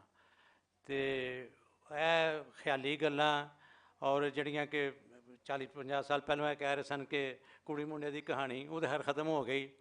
ਉਹ ਤੋਂ ਬਾਅਦ ਕਈ ਫੇਜ਼ਿਸ ਸਿਨੇਮਾ ਦੇ ਆਏ ਨੇ, ਲੇਕਿਨ ਹੁਣ ਆ ਕੇ ਇਹ ਗੱਲ ਰੀਅਲਾਈਜ਼ ਹੋ ਰਹੀ ਹੈ ਕਿ ਸਿਨੇਮੇ ਦੇ ਵਿੱਚ ਆਮ ਗੱਲਾਂ, ਆਮ ਮਸਾਇਲ, ਰੋਜ਼ਮਰਾ ਦੇ ਰਿਸ਼ਤਿਆਂ ਦੇ ਮਸਾਇਲ, ਲੇਕਿਨ ਸੁਲਝੇ ਅੰਦਾਜ਼ ਦੇ ਵਿੱਚ ਉਹਨਾਂ ਨੂੰ ਪੇਸ਼ ਕੀਤਾ ਜਾਣਾ ਚਾਹੀਦਾ, ਤੇ ਤਾਂ ਸਿਨੇਮਾ ਚੱਲੇਗਾ। ਨਾਲ ਵੇਖੋ ਜੀ, ਕਾਮੇਡੀ ਜਾਂ ਥੋੜ੍ਹਾ ਜਿਹਾ ਮਸਾਲਾ ਵਗੈਰਾ ਤਾਂ ਹੁੰਦਾ, ਲੇਕਿਨ ਜਿਸ ਤਰ੍ਹਾਂ ਪਹਿਲਾਂ ਹੁੰਦਾ ਸੀ ਨਾ ਕਿ 10 ਗਾਣੇ ਹੋਣ ਅਤੇ ਇੰਨੇ ਡਾਂਸ ਹੋਣ, ਉਹ ਅੱਜ ਕੱਲ੍ਹ ਫਿਲਮਾਂ 'ਚ ਨਹੀਂ ਆ ਰਿਹਾ, ਔਰ ਨਾ ਉਹ ਵਾਰਾ ਖਾਂਦਾ ਸਾਨੂੰ। ਇੱਕ ਅੱਧ ਗਾਣਾ ਹੋ ਜਾਏ ਜਿਹੜਾ ਕਿ ਸਟੋਰੀ ਦੇ ਨਾਲ ਰਲਦਾ ਮਿਲਦਾ ਹੋਵੇ, ਔਰ ਮਸਾਇਲ ਜਿਹੜੇ ਨਾ ਉਹ ਪੇਸ਼ ਕੀਤੇ ਜਾਣ। ਹੱਲ ਜਿਹੜਾ ਨਾ ਮਸਾਇਲ ਦੇ ਜਦੋਂ ਪੇਸ਼ ਕਰੋਗੇ, ਹੱਲ ਨਾਲ ਨਾਲ ਨਿਕਲਦਾ ਆਏਗਾ। ਹੱਲ ਤੁਸੀਂ ਸੁਜੈਸਟ ਨਹੀਂ ਕਰਨਾ, ਹੱਲ ਮਸਾਇਲ ਨੂੰ ਪੇਸ਼ ਹੀ ਇਸ ਤਰ੍ਹਾਂ ਕਰੋ ਕਿ ਆਡੀਅੰਸ ਖੁਦ ਮਹਿਸੂਸ ਕਰੇ ਕਿ ਇਹਦਾ ਅੱਗੋਂ ਕੀ ਨਤੀਜਾ ਨਿਕਲਣਾ, ਅਤੇ ਉਸ ਤਰ੍ਹਾਂ ਦੀ ਸਟੋਰੀ ਇਹ ਤਾਂ ਤਵੱਜੋ ਦੇਣੀ ਚਾਹੀਦੀ ਸਟੋਰੀ ਲਾਈਨ। ਇਹ ਬਿਲਕੁਲ ਇਹਨਾਂ ਦੀ ਗੱਲ ਸਹੀ ਹੈ। ਸਾਡੇ ਹਾਂ ਜਿਹੜਾ ਸਿਨੇਮਾ ਬਣ ਰਿਹਾ ਬਦਕਿਸਮਤੀ ਦੇ ਨਾਲ, ਉਹ ਜਿਹੜੀ ਪੋਲੀਟੀਕਲ ਸਟੇਟਮੈਂਟ ਆ ਕਹਾਣੀ ਦੀ, ਉਹ ਅੱਗੇ ਆ ਜਾਂਦੀ ਆ। ਕਹਾਣੀ ਦਾ ਜਿਹੜਾ ਤਫਰੀਹ ਦਾ ਅਤੇ ਇੰਟਰਟੇਨਮੈਂਟ ਦਾ ਅੰਗ ਹੈਗਾ ਵਾ, ਉਹ ਕਿਤੇ ਪਿੱਛੇ ਰਹਿ ਜਾਂਦਾ। ਤੁਸੀਂ ਸਾਡਾ ਹੁਣ ਜਿਹੜਾ ਮਾਡਰਨ ਸਿਨੇਮਾ ਜਿਹੜਾ ਬਣ ਰਿਹਾ ਵਾ, ਉਹਦੇ ਵਿੱਚ ਇਹ ਪ੍ਰੋਬਲਮ ਸਾਨੂੰ ਦਰਪੇਸ਼ ਆ ਰਹੀ ਹੈ ਕਿ ਅਸੀਂ ਪੋਲੀਟੀਕਲ ਸਟੇਟਮੈਂਟ ਦੇਣ ਵਾਸਤੇ ਫਟਾਫਟ ਜਿਹੜਾ ਹੈਗਾ ਵਾ ਫਿਲਮ, ਜਾਂ ਸਾਡੇ ਹੀਰੋ ਐਂਡ 'ਤੇ ਸਕੂਲ ਖੋਲ੍ਹ ਲੈਂਦੇ ਆ, ਠੀਕ ਹੈ, ਜਾਂ ਉਹ ਕੋਈ ਹੋਰ ਸਮਾਜੀ ਤਨਜ਼ੀਮ ਬਣਾ ਕੇ ਸਿਨੇਮਾ ਦਾ ਕੰਮ ਇਹ ਨਹੀਂ ਹੈਗਾ। ਸਿਨੇਮਾ ਦਾ ਕੰਮ ਹੁੰਦਾ ਬੜੇ ਸਟਲ ਅੰਦਾਜ਼ ਦੇ ਨਾਲ ਆਪਣੇ ਮੈਸੇਜ ਨੂੰ ਕਨਵੇ ਕਰਨਾ, ਕਿ ਜਿਸੋਂ ਡੀ ਐਂਡ ਲਿਖਿਆ ਆਵੇ, ਆਡੀਅੰਸ ਬਾਹਰ ਨਿਕਲੀ ਤੇ ਫਿਲਮ ਉਦੋਂ ਉਹਦੇ ਦਿਮਾਗ 'ਚ ਸ਼ੁਰੂ ਹੋਵੇ ਤੇ ਉਹਦਾ ਪੂਰਾ ਦਾ ਪੂਰਾ ਰਵੱਈਆ ਤਬਦੀਲ ਕਰਕੇ ਰੱਖ ਦੇਵੇ ਮਸਲੇ ਦੇ ਬਾਰੇ। ਇਹ ਹੁੰਦਾ ਵੱਡਾ ਸਿਨੇਮਾ। ਤੁਹਾਡਾ ਸਿਨੇਮਾ ਮੈਡਮ ਜੀ ਨਿਕਲ ਗਿਆ ਵਾ ਉਸ ਸਟਰਗਲਿੰਗ ਪੀਰੀਅਡ 'ਚੋਂ, ਟੇਕ ਆਫ ਕਰ ਗਿਆ ਵਾ। ਸਾਡੇ ਬੱਚਿਆਂ ਨੂੰ, ਤੁਸੀਂ ਇੱਕ ਬੜੀ ਮਾਰਕੀਟ ਦੇ ਨਾਲ ਜੁੜੇ ਹੋਏ ਹੋ, ਸਾਡੇ ਬੱਚਿਆਂ ਨੂੰ ਤੁਸੀਂ ਕੀ ਮਸ਼ਵਰਾ ਦਿਓਗੇ ਕਿ ਸਟੋਰੀ ਜਿਹੜੀ ਕਹਾਣੀ ਸੁਣਾਉਣੀ ਆ, ਉਹਦੇ ਵਿੱਚ ਕੀ ਚੀਜ਼ਾਂ ਦੇਖਣ ਔਰ ਉਹਨੂੰ ਕਿਸ ਤਰ੍ਹਾਂ ਜਿਹੜਾ ਹੈਗਾ ਵਾ ਕਹਾਣੀ ਔਰ ਸਿਨੇਮੇ ਦੀ ਸ਼ਕਲ 'ਚ ਲੈ ਕੇ ਆਉਣ? ਹਾਂਜੀ, ਮੈਨੂੰ ਇਹ ਲੱਗਦਾ ਹੈ ਕਿ ਜਿਹੜਾ ਅੱਜ ਦੇ ਸਮੇਂ ਦੇ ਵਿੱਚ ਸਾਡੇ ਰਿਸ਼ਤੇ ਖਤਮ ਹੋ ਰਹੇ ਨੇ, ਭਾਵੇਂ ਉਹ ਮਾਂ-ਬਾਪ ਨਾ ਹੋਣ, ਜਾਂ ਉਹ ਪਤੀ ਪਤਨੀ ਦਾ ਹੋਣ, ਜਾਂ ਆਂਢ ਗੁਆਂਢ ਨਾ ਹੋਣ, ਜਾਂ ਸਮਾਜ ਨਾ ਹੋਣ, ਅਸੀਂ ਇਕੱਲੇ ਇਕੱਲੇ ਹੋ ਗਏ।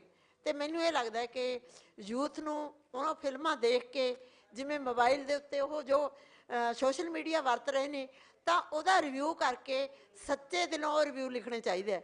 ਮੈਂ ਨਹੀਂ ਕਹਿੰਦੀ ਕਿ ਗੁਰਬਾਣੀ ਵੀ ਕਹਿੰਦੀ ਹੈ ਹੱਸਣਾ ਖੇਡਣਾ ਮਨ ਦਾ ਚਾਓ। ਜੇ ਸਿਨੇਮੇ ਦੇ ਵਿੱਚ ਬੈਠ ਕੇ ਅਸੀਂ ਆਪਣੀਆਂ ਟੈਨਸ਼ਨਾਂ ਨੂੰ ਦੂਰ ਕਰਨ ਲਈ ਹੱਸਦੇ ਹਾਂ, ਤਾਂ ਉੱਥੋਂ ਬਹੁਤ ਵੱਡੇ ਮੈਸੇਜ ਲੈ ਕੇ ਵੀ ਜਾਣੇ ਚਾਹੀਦੇ ਨੇ। ਉਹ ਰਿਸ਼ਤਿਆਂ ਦੇ ਹੋਣ, ਸਾਡੀਆਂ ਰੋਜ਼ਮर्रा ਦੀਆਂ ਜਿਹੜੀਆਂ ਪ੍ਰੋਬਲਮਸ ਨੇ, ਜਿਹੜੀਆਂ ਅਸੀਂ ਰੋਜ਼ ਹੰਢਾਉਂਦੇ ਹਾਂ ਆਪਣੀ ਜ਼ਿੰਦਗੀ 'ਤੇ, ਮੈਨੂੰ ਲੱਗਦਾ ਕਿ ਉਹਨਾਂ ਨੂੰ ਅਸੀਂ ਕਿਸ ਰੂਪ ਵਿੱਚ ਦੇਖੀਏ। ਕਹਾਣੀ ਨੂੰ ਲੈ ਕੇ ਆਪਣੇ ਰਿਵਿਊ ਆ ਜਿਹੜੇ, ਉਹ ਯੂਥ ਜਦੋਂ ਦੇਣ ਲੱਗੂਗਾ ਤਾਂ ਸਿਨੇਮਾ ਜ਼ਰੂਰ ਗਰੋ ਕਰੂਗਾ। ਅਤੇ ਮੈਨੂੰ ਇਹ ਲੱਗਦਾ ਕਿ ਆਪਣੀ ਪੰਜਾਬੀ ਮਾਂ ਬੋਲੀ 'ਤੇ ਜਿਹੜੀਆਂ ਫਿਲਮਾਂ ਬਣਦੀਆਂ, ਵੱਧ ਤੋਂ ਵੱਧ ਅਸੀਂ ਦੇਖੀਏ, ਉਹਨਾਂ ਨੂੰ ਪਿਆਰ ਕਰੀਏ ਅਤੇ ਉਹਨਾਂ ਦੇ ਪ੍ਰਸਾਰ ਲਈ ਆਪਣੇ ਯਤਨ ਕਰੀਏ। ਬਹੁਤ ਸ਼ੁਕਰੀਆ ਭਾਜੀ। ਫਾਈਨਲ, ਜਿਵੇਂ ਤੁਸੀਂ ਫਰੇਮ 'ਚ ਅਪੀਅਰ ਹੁੰਦੇ ਹੋ ਔਰ ਪੂਰੇ ਸੀਨ ਦੀ ਆਰਕ ਵਿੱਚ ਜਾ ਕੇ ਐਂਡ ਦੇ ਉੱਤੇ ਇੱਕ ਐਕਸਪ੍ਰੈਸ਼ਨ ਦਿੰਦੇ ਹੋ ਕਿ ਚੁਕਾ ਦਿੰਦੇ ਹੋ, ਹੁਣ ਵੀ ਉਹੀ ਮੂਵਮੈਂਟ ਜੇ ਤੁਹਾਡੇ ਵਾਸਤੇ ਇੱਕ ਫਾਈਨਲ ਜਿਹੜਾ ਹੈਗਾ ਬੈਂਗ ਚਾਹੀਦਾ ਵਾ, ਤਾਂ ਕਿ ਸੀਨ ਅਸੀਂ ਕੱਟ ਕਰਕੇ ਫਿਰ ਅੱਗੇ ਚੱਲੀਏ। ਬਹੁਤ ਮਿਹਰਬਾਨੀ ਜੀ। ਮੈਂ ਜਫਰ ਸਾਹਿਬ, ਇੱਕ ਗੱਲ ਮੈਂ ਸੁਣੀ ਕਿਸੇ ਤੋਂ, ਪੜ੍ਹੀ ਨਹੀਂ ਕਿਤੇ। ਸਾਡੇ ਆਪਣੇ ਦੋਨਾਂ ਪੰਜਾਬਾਂ ਦਾ ਇੱਕ ਸਾਂਝਾ ਰਾਈਟਰ ਸਾਹਿਬਾਨ ਸਨ, ਉਹਨਾਂ ਦਾ ਨਾਮ ਸੀ ਗੁਰਬਖਸ਼ ਸਿੰਘ ਪ੍ਰੀਤਲੜੀ। ਗੁਰਬਖਸ਼ ਸਿੰਘ ਪ੍ਰੀਤਲੜੀ ਹੋਰਾਂ ਦਾ ਇੱਕ ਸੁਪਨਾ ਸੀਗਾ ਕਿ ਮੈਂ ਇੱਕ ਇਹੋ ਜਿਹਾ ਨਗਰ ਵਸਾਵਾਂ ਜਿੱਥੇ ਕਲਾਕਾਰ ਲੋਕ ਰਹਿਣ, ਸਿਰਫ, ਹੋਰ ਕੋਈ ਨਾ ਹੋਵੇ, ਉਸ ਜਗ੍ਹਾ ਤੇ ਕਲਾਕਾਰ ਰਹਿਣ। ਤੇ ਉਹਨੂੰ ਕਿਸੇ ਨੇ ਪੁੱਛਿਆ ਕਿ ਕਿਉਂ ਕਲਾਕਾਰੀ, ਕਿਉਂ? ਉਹ ਬੰਦਾ ਨੇ ਜ਼ਮੀਨ ਖਰੀਦੀ, ਉਹਦਾ ਨਾਮ ਪ੍ਰੀਤ ਨਗਰ ਰੱਖਿਆ। ਉਹ ਕਹਿੰਦਾ ਕਿ ਜਦੋਂ ਮੈਂ ਸਵੇਰੇ ਉੱਠਾਂ ਤਾਂ ਅਸੀਂ ਕੋਈ ਸੈਰ ਕਰਨ ਜਾਈਏ, ਨਿਕਲੀਏ ਗੱਪਸ਼ਪ ਲਾਉਣ ਲਈ, ਤੇ ਮੈਂ ਦੇਖਾਂ ਅੱਗੇ ਫਲਾਣਾ ਬੰਦਾ ਅਹਿਮਦ ਅਲੀ ਚਿੱਤਰਕਾਰ ਬੈਠਾ ਹੈ, ਉਹ ਮੇਰੇ ਨਾਲ ਤੁਰ ਪਏ। ਅੱਗੇ ਕੋਈ ਗਾਉਣ ਵਾਲਾ ਗਾਇਕ ਬੈਠਾ ਹੈ, ਉਹ ਮੇਰੇ ਨਾਲ ਤੁਰ ਪਏ। ਉਹ ਤੋਂ ਬਾਅਦ ਕੋਈ ਮਜੀਸ਼ੀਅਨ ਬੈਠਾ ਹੈ, ਉਹ ਤੁਰ ਪਏ। ਕੋਈ ਲਿਟਰੇਚਰ ਲਿਖਣ ਵਾਲਾ ਬੈਠਾ ਹੈ, ਉਹ ਤੁਰ ਪਏ। ਇਹ ਸਾਰੇ ਜਿਹੜੇ ਕਲਾਕਾਰ ਲੋਕ ਨੇ, ਇਹ ਜਦੋਂ ਇਕੱਠੇ ਤੁਰਨ, ਇਹ ਫਿਰ ਮਸ਼ਵਰਾ ਕਰਨ ਇਹ ਕਿ ਸਮਾਜ 'ਚ ਪ੍ਰੋਬਲਮ ਕਿਸ ਗੱਲ ਦੀ ਹੈ। ਉਹ ਕਹਿੰਦਾ ਸਮਾਜ 'ਚ ਪ੍ਰੋਬਲਮ ਇਸ ਗੱਲ ਦੀ ਹੈ ਕਿ ਬੱਚੇ ਕਿਤਾਬਾਂ ਨਹੀਂ ਪੜ੍ਹ ਰਹੇ। ਉਹ ਕਹਿੰਦੇ ਤੂੰ ਮੇਰਾ ਪੇਂਟਰ ਭਰਾ ਹੈ, ਚਿੱਤਰਕਾਰ ਹੈ, ਤੂੰ ਆਪਣੀਆਂ ਪੇਂਟਿੰਗਾਂ 'ਚ ਇਹ ਸੁਨੇਹਾ ਦੇਣਾ ਹੈ ਕਿ ਪੜ੍ਹਾਈ ਕਿਉਂ ਜ਼ਰੂਰੀ ਹੈ। ਕਿਤਾਬਾਂ ਕਿਉਂ ਪੜ੍ਹਨੀਆਂ ਜ਼ਰੂਰੀ ਨੇ। ਤੇ ਤੂੰ ਮੇਰਾ ਵੀਰ ਗਾਉਣ ਵਾਲਾ ਹੈ, ਤੇਰੀ ਗਾਇਕੀ ਦੇ ਵਿੱਚ ਉਹ ਮੈਸੇਜ ਹੋਣਾ, ਸੁਨੇਹਾ ਹੋਣਾ ਚਾਹੀਦਾ ਹੈ ਕਿ ਪੜ੍ਹਨਾ ਕਿਉਂ ਜ਼ਰੂਰੀ ਹੈ। ਤੇ ਤੂੰ ਵਜਾਉਣ ਵਾਲਾ ਹੈ, ਤੂੰ ਮਜੀਸ਼ੀਅਨ ਹੈ, ਤੇਰੇ ਮਜੀਸ਼ੀਅਨ ਦੀਆਂ ਧੁਨਾਂ ਉਹ ਹੋਣੀਆਂ ਚਾਹੀਦੀਆਂ ਕਿ ਲੋਕਾਂ ਨੂੰ ਲੱਗੇ, ਪੜ੍ਹਨ ਵਾਲਿਆਂ ਨੂੰ ਲੱਗੇ, ਸੁਣਨ ਵਾਲਿਆਂ ਨੂੰ ਲੱਗੇ ਕਿ ਪੜ੍ਹਾਈ ਤੋਂ ਬਿਨਾਂ ਦੁਨੀਆ 'ਚ ਕਿਤੇ ਗੁਜ਼ਾਰਾ ਨਹੀਂ ਹੋ ਸਕਦਾ। ਤੇ ਮੈਂ ਲਿਖਣ ਵਾਲਾ ਬੰਦਾ, ਮੈਂ ਉਹ ਲਿਖਾਂਗਾ ਕਿ ਪੜ੍ਹਾਈ ਜ਼ਿੰਦਗੀ ਦੇ ਵਿੱਚ ਜੇ ਤੁਸੀਂ ਆਏ ਹੋ, ਤੁਹਾਡਾ ਜਿਹਨੂੰ ਜੀਵਨ ਸਫਲਾ ਕਹਿੰਦੇ ਨੇ, ਉਹ ਤਾਂ ਹੀ ਹੋ ਸਕਦਾ ਹੈ ਜੇ ਤੁਸੀਂ ਕਿਤਾਬਾਂ ਪੜ੍ਹੋਗੇ। ਸੋ ਇਹ ਮਸਲਾ ਤਾਂ ਮੈਨੂੰ ਲੱਗਦਾ ਹੈ ਕਿ ਤੁਸੀਂ ਅੱਜ ਦੇਣਾ ਕੀ ਚਾਹੁੰਦੇ ਹੋ ਲੋਕਾਂ ਨੂੰ, ਉਹ ਸਿਨੇਮਾ ਉਸ ਚੀਜ਼ ਨੂੰ ਕੈਰੀ ਕਰਦਾ ਹੈ। ਜੇ ਹੁਣ ਲੱਗਦਾ ਕਿ ਆਪਾਂ ਨੂੰ ਟਿਕਟੌਕ ਨਾਲ ਸਰੀ ਜਾਂਦਾ, ਫਿਰ ਫਿਲਮਾਂ ਵਾਲੇ ਵੀ ਉਹੋ ਜਿਹੇ ਹੋ ਗਏ, ਉਹ ਕਹਿੰਦੇ ਚੱਕੋ ਚੁਟਕਲੇ ਬਣਾਓ ਫਿਲਮ। ਜਦੋਂ ਇਹ ਜਾਣਨਾ ਹੀ ਨਹੀਂ ਚਾਹੁੰਦੇ ਕਿ ਸਾਡੇ ਪੁਰਖੇ ਕੌਣ ਸੀ, ਜਦੋਂ ਇਹ ਜਾਣਨਾ ਹੀ ਨਹੀਂ ਚਾਹੁੰਦੇ ਕਿ ਸਾਡੀ ਮਾਂ ਨੇ ਸਾਡੇ ਲਈ ਕੀ ਤਰਦਤ ਕੀਤਾ, ਜਦੋਂ ਇਹ ਜਾਣਨਾ ਹੀ ਨਹੀਂ ਚਾਹੁੰਦੇ ਲੋਕ, ਆਵਾਮ, ਸਾਡੇ ਬੱਚੇ ਜਾਣਨਾ ਨਹੀਂ ਚਾਹੁੰਦੇ ਕਿ ਸਾਡਾ ਫਾਦਰ ਸਾਹਿਬ ਸਾਡੇ ਲਈ ਕਿਵੇਂ ਤਿਲ ਤਿਲ ਮਰਿਆ, ਉਹਨੇ ਸਾਨੂੰ ਇੱਥੇ ਤੱਕ ਲਿਆਉਣ ਲਈ ਕੀ ਕੁਛ ਕੀਤਾ, ਫਿਰ ਠੀਕ ਹੈ। ਫਿਰ ਉਹੀ ਗੱਲ ਹੈ ਕਿ ਤੁਹਾਡੇ ਕੋਲੋਂ ਬਾਜਰੇ ਦੀ ਰੋਟੀ, ਤੁਹਾਡੇ ਕੋਲੋਂ ਮੱਕੀ ਦੀ ਰੋਟੀ, ਤੁਹਾਡੇ ਕੋਲੋਂ ਜਿਹੜੇ ਚਨਿਆਂ ਛੋਲੇ ਦੀ ਰੋਟੀ ਸੀਗੀ, ਕਣਕ ਦੀਆਂ ਰੋਟੀਆਂ ਸਭ ਛਡਾ ਕੇ ਤੁਹਾਨੂੰ ਕਿਹਾ ਕਿ ਤੁਸੀਂ ਨੂਡਲਸ ਖਾਓ, ਤੁਹਾਨੂੰ ਕਿਹਾ ਕਿ ਤੁਸੀਂ 버ਗਰ ਖਾਓ, ਬੇਟਾ ਤੁਸੀਂ ਭਲਵਾਨੀ ਨਹੀਂ ਕਰਨੀ, ਤੁਸੀਂ ਬਸ 40 ਸਾਲ ਜਿਉਣਾ ਹੈ, ਉਹ ਸਾਨੂੰ ਵੋਟਾਂ ਪਾਉਂਦੇ ਰਹੋ ਤੇ ਜਿਉਂਦੇ ਰਹੋ। ਤੁਸੀਂ ਇਸ ਲਈ, ਇਸ ਕਰਕੇ ਤੁਹਾਨੂੰ ਕਿਹਾ ਟਿਕਟੌਕ ਖੇਡੋ, ਇਸ ਕਰਕੇ ਤੁਹਾਨੂੰ ਕਿਹਾ ਕਿ ਟਿਕਟੌਕ ਖੇਡੋ। ਅਸੀਂ ਟਿਕਟੌਕ ਖੇਡਣ ਦੇ ਚੱਕਰ 'ਚ ਵੀ ਭੁੱਲ ਗਏ ਕਿ ਟਿਕਟੌਕ ਤੇ ਬਣਾਉਣਾ ਕੀ ਹੈ। ਆਹ ਦੇਖੋ ਜੀ, ਆਹ ਮੇਰੀ ਘਰ ਦੀ ਹੈ, ਆਹ ਦੇਖੋ ਅੱਜ ਕੀ ਕਰ ਰਹੀ ਨੇ, ਝਾੜੂ ਚੰਗੀ ਤਰ੍ਹਾਂ ਨਹੀਂ ਮਾਰਿਆ, ਅਸੀਂ ਹੁਣ ਉੱਥੇ ਤੱਕ ਆ ਗਏ ਹਾਂ। ਆਹ ਦੇਖੋ ਜੀ ਮੇਰਾ ਬੈਡਰੂਮ ਹੈ, ਇੱਥੇ ਮੈਂ ਸੌਣਾ, ਅਸੀਂ ਉੱਥੇ ਤੱਕ ਆ ਰਹੇ ਹਾਂ। ਬੜੀ ਸ਼ਰਮ ਦੀ ਗੱਲ ਹੈ। ਸੋ ਇਸ ਕਰਕੇ ਤੁਸੀਂ ਦੇਣਾ ਕੀ ਹੈ ਸਮਾਜ ਨੂੰ, ਸਿਨੇਮੇ ਨੂੰ ਉਹ ਦੱਸੋ ਤੇ ਸਿਨੇਮਾ ਤੁਹਾਨੂੰ ਉਹ ਦਊਗਾ। ਇਸ ਕਰਕੇ ਸਿਨੇਮਾ ਇੱਕ ਡਾਕੂਮੈਂਟ ਹੈ, ਸਿਨੇਮਾ ਇੱਕ ਵੱਡੀ ਚੀਜ਼ ਹੈ। ਸਿਨੇਮੇ ਨੂੰ ਛੋਟੀ ਚੀਜ਼ ਨਾ ਸਮਝੋ। ਜਿਹੜੀ ਗੱਲ ਪਹਿਲੇ ਪੈਨਲ ਦੇ ਵਿੱਚ ਬੜੀ ਕਮਾਲ ਦੀਆਂ ਗੱਲਾਂ ਹੋਈਆਂ, ਸਾਡੇ ਪੈਨਲਿਸਟ ਨੇ ਕਮਾਲ ਦੀਆਂ ਗੱਲਾਂ ਕੀਤੀਆਂ, ਸਾਡੇ ਬੱਚਿਆਂ ਨੂੰ ਕੌਣ ਦੱਸੂਗਾ ਕਿ ਬੁੱਲੇ ਸ਼ਾਹ ਕੌਣ ਸੀ, ਵਾਰਿਸ ਸ਼ਾਹ ਕੌਣ ਸੀ, ਬਾਬਾ ਨਾਨਕ ਕੌਣ ਸੀਗਾ? ਇਹ ਸਿਨੇਮਾ ਦੱਸ ਸਕਦਾ ਹੈ। ਇਹ ਲਿਟਰੇਚਰ ਵਿੱਚ ਸਾਡੇ ਜਿਹੜੇ ਬੰਦੇ ਲਿਖ ਕੇ ਚਲੇ ਗਏ, ਉਹ ਚੀਜ਼ਾਂ ਨੂੰ ਸਿਨੇਮਾ ਕੈਰੀ ਕਰਕੇ ਦੱਸ ਸਕਦਾ ਹੈ ਕਿ ਇਹ ਬੰਦੇ ਕੌਣ ਸੀ ਭਗਤ ਸਿੰਘ। ਮੈਂ ਇਸ ਕਰਕੇ ਪਹਿਲਾਂ ਗੱਲ ਕਹੀ ਸੀਗੀ ਕਿ ਸਿਨੇਮੇ ਨੂੰ ਸਿਰਫ ਮਨੋਰੰਜਨ ਦਾ ਸਾਧਨ ਨਾ ਸਮਝੋ। ਸਾਡਾ ਕੌਮੀ ਨਾਇਕ ਸ਼ਹੀਦ ਆਜ਼ਮ ਭਗਤ ਸਿੰਘ ਕਹਿੰਦੇ ਰੋਟੀ ਖਾਣ ਲਈ ਪੈਸੇ ਮਿਲੇ ਸੀ, ਉਹ ਕਹਿੰਦੇ ਯਾਰ ਫਿਲਮ ਦੇਖ ਕੇ ਆਉਣੀ ਹੈ, ਰੋਟੀ ਨਹੀਂ ਖਾਵਾਂਗੇ ਇੱਕ ਦਿਨ। ਸਿਨੇਮਾ ਇਹ ਸੀਗਾ। ਸਿਨੇਮਾ ਐਵੇਂ ਟਾਈਮ ਪਾਸ ਕਰਨ ਲਈ ਨਹੀਂ ਸੀ ਕਿ ਯਾਰ ਫਲਾਣੇ ਬੰਦੇ ਨੇ ਬੜੇ ਸੋਹਣੇ ਕੱਪੜੇ ਪਾਏ ਸੀ, ਫਲਾਣੀ ਹੀਰੋਇਨ ਬੜਾ ਸੋਹਣਾ ਡਾਂਸ ਕਰਦੀ ਸੀਗੀ। ਸੋ ਅਸੀਂ ਸਿਨੇਮੇ 'ਚ ਆਏ ਹਾਂ, ਸਾਨੂੰ ਇਹਨਾਂ ਗੱਲਾਂ ਦਾ ਪਤਾ ਲੱਗਿਆ ਸਿਨੇਮਾ ਸੱਚੀ ਬਹੁਤ ਵੱਡੀ ਚੀਜ਼ ਹੈ। ਅੱਜ ਇੱਥੇ ਅਸੀਂ ਬੋਲ ਰਹੇ ਹਾਂ, ਅੱਜ ਅਸੀਂ ਇਹ ਬਹਿ ਕੇ ਤਹਈਆ ਕਰ ਲਈਏ, ਅਸੀਂ ਇਹ ਵਿਚਾਰ ਕਰ ਲਈਏ ਕਿ ਅਸੀਂ ਫਲਾਣੀ ਚੀਜ਼ ਸਮਾਜ 'ਚ ਫਲਾਉਣੀ ਚਾਹੁੰਦੇ ਹਾਂ, ਅਸੀਂ ਫਲਾਣੇ ਬੰਦੇ ਨੂੰ ਉਜਾਗਰ ਕਰਨਾ ਚਾਹੁੰਦੇ ਹਾਂ, ਅਸੀਂ ਸਾਡਾ ਜਿਹੜਾ ਨਾਇਕ ਹੈ ਉਹ ਦੱਸਣਾ ਚਾਹੁੰਦੇ ਲੋਕਾਂ ਨੂੰ ਉਹ ਕੀ ਸੀਗਾ, ਉਹਦੀ ਵਿਚਾਰਧਾਰਾ ਕੀ ਸੀਗੀ। ਸਿਨੇਮਾ 2-4 ਮਹੀਨਿਆਂ ਦੇ ਵਿੱਚ ਨਹੀਂ, 2 ਦਿਨਾਂ ਦੇ ਵਿੱਚ ਇਹ ਗੱਲ ਪਹੁੰਚਾ ਸਕਦਾ। ਸਿਨੇਮਾ ਬਹੁਤ ਵੱਡੀ ਤਾਕਤ ਹੈ, ਇਸ ਤਾਕਤ ਨੂੰ ਸਮਝਣਾ ਚਾਹੀਦਾ। ਸੋ ਮੇਰੀ ਨੌਜਵਾਨਾਂ ਨੂੰ ਅਪੀਲ ਹੈ ਕਿ ਸਿਨੇਮਾ ਤੁਹਾਡੇ ਮੂੰਹਾਂ ਵੱਲ ਦੇਖ ਰਿਹਾ, ਖਾਸ ਕਰਕੇ ਲਹਿੰਦੇ ਪੰਜਾਬ ਵਾਲਿਓ। ਤੁਸੀਂ ਸਿਨੇਮੇ ਦਾ ਬਹੁਤ ਵੱਡਾ ਇਤਿਹਾਸ ਰਚਿਆ ਹੈ, ਤੁਸੀਂ ਇਹ ਖੋਜਣ ਦੀ ਕੋਸ਼ਿਸ਼ ਕਰਿਓ ਮੇਰੀ ਧੀਓ ਕਿ ਸਿਨੇਮੇ ਦੀ ਪਹਿਲੀ ਹੀਰੋਇਨ ਕੌਣ ਸੀਗੀ। ਇਹ ਕੋਸ਼ਿਸ਼ ਕਰਿਓ ਮੇਰੇ ਨੌਜਵਾਨੋ ਕਿ ਸਿਨੇਮੇ ਦਾ ਪਹਿਲਾ ਹੀਰੋ ਕੌਣ ਸੀਗਾ। ਟਿਕਟੌਕ ਫਿਰ ਬਣ ਜੂਗੀ। ਇਹ ਕੋਸ਼ਿਸ਼ ਕਰਿਓ ਕਿ ਕਿਹੜਾ ਬੰਦਾ ਸੀਗਾ ਜਿਹਨੇ ਪੈਸੇ ਖਰਚ ਕੇ ਉਸ ਸਮੇਂ ਦੇ ਵਿੱਚ ਇਹ ਸੋਚਿਆ ਕਿ ਸਾਡੀ ਜ਼ੁਬਾਨ ਦਾ ਆਪਣਾ ਸਿਨੇਮਾ ਹੋਣਾ ਚਾਹੀਦਾ। ਇੱਕ ਇਹੋ ਜਿਹੀ ਫਿਲਮ ਸੀਗੀ, ਤੁਹਾਨੂੰ ਮਿਲਣੀ ਨਹੀਂ ਕਿਤੇ, ਅਸੀਂ ਬੜੀ ਔਖੀ ਲੱਭ ਕੇ ਦਿਖਾਈ ਉਧਰ ਲੋਕਾਂ ਨੂੰ। ਉਸ ਫਿਲਮ ਦਾ ਨਾਂ ਸੀਗਾ ਚਮਨ। ਚਮਨ ਫਿਲਮ ਦਾ ਨਾਂ ਸੀਗਾ। ਉਹ ਫਿਲਮ ਇੱਕੋ ਇੱਕ ਸਾਡੇ ਕੋਲ ਫਿਲਮ ਹੈ ਜਿਹੜੀ ਫਿਲਮ 60% ਇੱਥੇ ਲਾਹੌਰ ਬਣੀ ਸੀ, ਇਸਲਾਮਾਬਾਦ 'ਚ ਬਣੀ ਸੀ। ਉਹ ਤੋਂ ਬਾਅਦ ਪਾਰਟੀਸ਼ਨ ਹੋ ਗਿਆ ਤੇ ਪਾਰਟੀਸ਼ਨ ਤੋਂ 1 ਸਾਲ ਬਾਅਦ ਇਦਾਂ ਹੀ ਪਈ ਰਹੀ, ਉਹ ਚੱਕ ਕੇ ਉਧਰ ਲੈ ਗਏ ਤੇ ਉੱਥੇ 2 ਸਾਲ ਬਾਅਦ ਫਿਰ ਉਧਰਲੇ ਪੰਜਾਬ 'ਚ ਜਾ ਕੇ ਫਿਲਮ ਬਣੀ। ਉਹ ਸਾਡੇ ਦੋਨਾਂ ਪੰਜਾਬਾਂ ਨੂੰ ਦਿਖਾਉਣ ਵਾਲੀ ਫਿਲਮ ਹੈ ਕਿ ਅੱਧੀ ਫਿਲਮ ਇੱਧਰ ਬਣੀ, ਅੱਧੀ ਉਧਰ ਬਣੀ। ਉਹ ਫਿਲਮ ਅਸੀਂ ਪਿਛਲੀ ਵਾਰ ਦਿਖਾਈ ਸੀਗੀ। ਬਹੁਤ ਮਿਹਰਬਾਨੀ, ਸ਼ੁਕਰੀਆ ਤੁਹਾਡਾ। ਇੱਥੇ ਹੀ ਇਹ ਸੈਸ਼ਨ ਨੂੰ ਕਨਕਲੂਡ ਕਰਦੇ ਹਾਂ, ਲੇਕਿਨ ਆਖਰੀ ਰਿਮਾਰਕਸ ਜਿਹੜੇ ਮੈਂ ਦੇਣਾ ਚਾਹਾਂਗਾ ਕਿ ਲਾਹੌਰ ਦੇ ਸਮੋਗ ਜ਼ਿਆਦਾ ਮਾਹੌਲ ਦੇ ਵਿੱਚ ਅਗਰ ਤੁਸੀਂ ਲਾਹੌਰ ਨੂੰ ਡਿਸਕਵਰ ਕਰਨਾ ਚਾਹੁੰਦੇ ਹੋ ਤੇ ਪੁਰਾਣੀਆਂ ਫਿਲਮਾਂ ਜਿਹੜੀਆਂ 70s 60s ਦੀਆਂ ਬਣੀਆਂ ਵਾ। ਇੱਕ ਮਿੰਟ ਮੈਂ ਬਸ ਇੱਕੋ ਗੱਲ ਕਰਨੀ ਹੈ, ਆਪਾਂ ਨਿਰਾਸ਼ ਨਹੀਂ ਇਸ ਗੱਲ ਹੁਣ ਲੈਂਦੇ ਪੰਜਾਬ ਵਾਲਿਓ। ਤੁਹਾਡਾ ਸਿਨੇਮਾ ਬੇਸ਼ੱਕ ਸਰ ਨੇ ਕਿਹਾ ਕਿ ਜਨਾਬ ਨੇ ਘੱਟ ਬਣ ਰਿਹਾ ਹੈ, ਪਰ ਤੁਹਾਡੇ ਟੀਵੀ ਸੀਰੀਅਲ, ਤੁਹਾਡੇ ਜਿਹੜੇ ਟੀਵੀ ਸੀਰੀਅਲ ਨੇ, ਅੱਜ ਸਾਡੀਆਂ ਬੀਬੀਆਂ ਨੂੰ ਪੁੱਛੋ ਜਾ ਕੇ ਚੜ੍ਹਦੇ ਪੰਜਾਬ ਦੇ ਵਿੱਚ, ਉਹ ਕਹਿੰਦੇ ਤੁਸੀਂ ਆਪਣੇ ਬੰਦ ਕਰੋ, ਆਹ ਦੇਖਣੇ ਸੀਰੀਅਲ।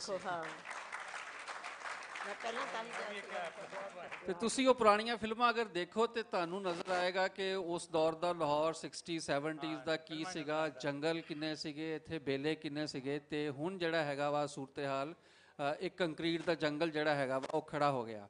ਇੱਕ ਹੋਰ ਕੰਮ ਜਿਹੜਾ ਸਾਡੇ ਇੱਥੇ ਹਕੂਮਤ ਨੂੰ ਕਰਨਾ ਚਾਹੀਦਾ ਵਾ, ਉਹ ਸਿਨੇਮਾ ਨੂੰ ਪੁਰਾਣੀਆਂ ਫਿਲਮਾਂ ਲੱਭ ਕੇ ਰਿਸਟੋਰ ਕਰਕੇ ਤੇ ਉਹਦੀ ਪਬਲਿਕ ਸਕਰੀਨਿੰਗ ਹੋਣੀ ਚਾਹੀਦੀ ਆ, ਤਾਂ ਕਿ ਸਾਡੇ ਜਿਹੜੀ ਯੂਥ ਹੈਗੀ ਆ ਉਹ ਆਪਣੇ ਅਸਾਸੇ ਦੇ ਨਾਲ, ਆਪਣੇ ਕਲਚਰ ਨਾਲ, ਆਪਣੀ ਹਿਸਟਰੀ ਨਾਲ ਜੁੜ ਸਕੇ। ਇਸ ਸੈਸ਼ਨ ਨੂੰ ਇੱਥੇ ਖਤਮ ਕਰਦੇ ਹਾਂ। ਬਹੁਤ ਬਹੁਤ ਸ਼ੁਕਰੀਆ।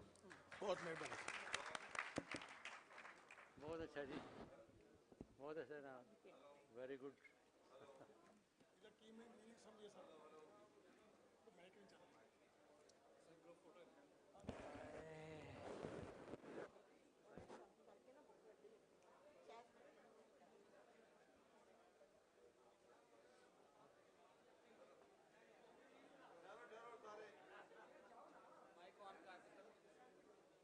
ਹੈਲੋ ਦੋਸਤੋ, ਇਹਨਾਂ ਨੇ ਕਿਹਾ ਹਕੂਮਤ ਨੂੰ ਇਹ ਚਾਹੀਦਾ ਹੈ।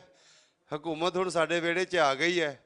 ਇਸ ਵੇਲੇ ਇਸ ਸੈਸ਼ਨ ਤੋਂ ਬਾਅਦ ਸਾਡੇ ਮੁਲਕ ਦੇ ਜਿਹੜੇ ਵੱਡੇ ਪੋਲੀਟੀਸ਼ੀਅਨ ਨੇ, ਜੋ ਪਰਵੇਜ਼ ਰਸ਼ੀਦ ਸਾਹਿਬ, ਕਮਰ ਜ਼ਮਾਨ ਕਾਇਰਾ ਜੀ, एतजाज़ आसन जी, आज़म नज़ीर तारड़ जी, एक्स गवर्नर पंजाब चौधरी मोहम्मद सरवर जी, और साढ़े पंजाब असैंबली के स्पीकर मलिक अहमद खान साहब, वो भी अगले सैशन च इत्थे होणगे।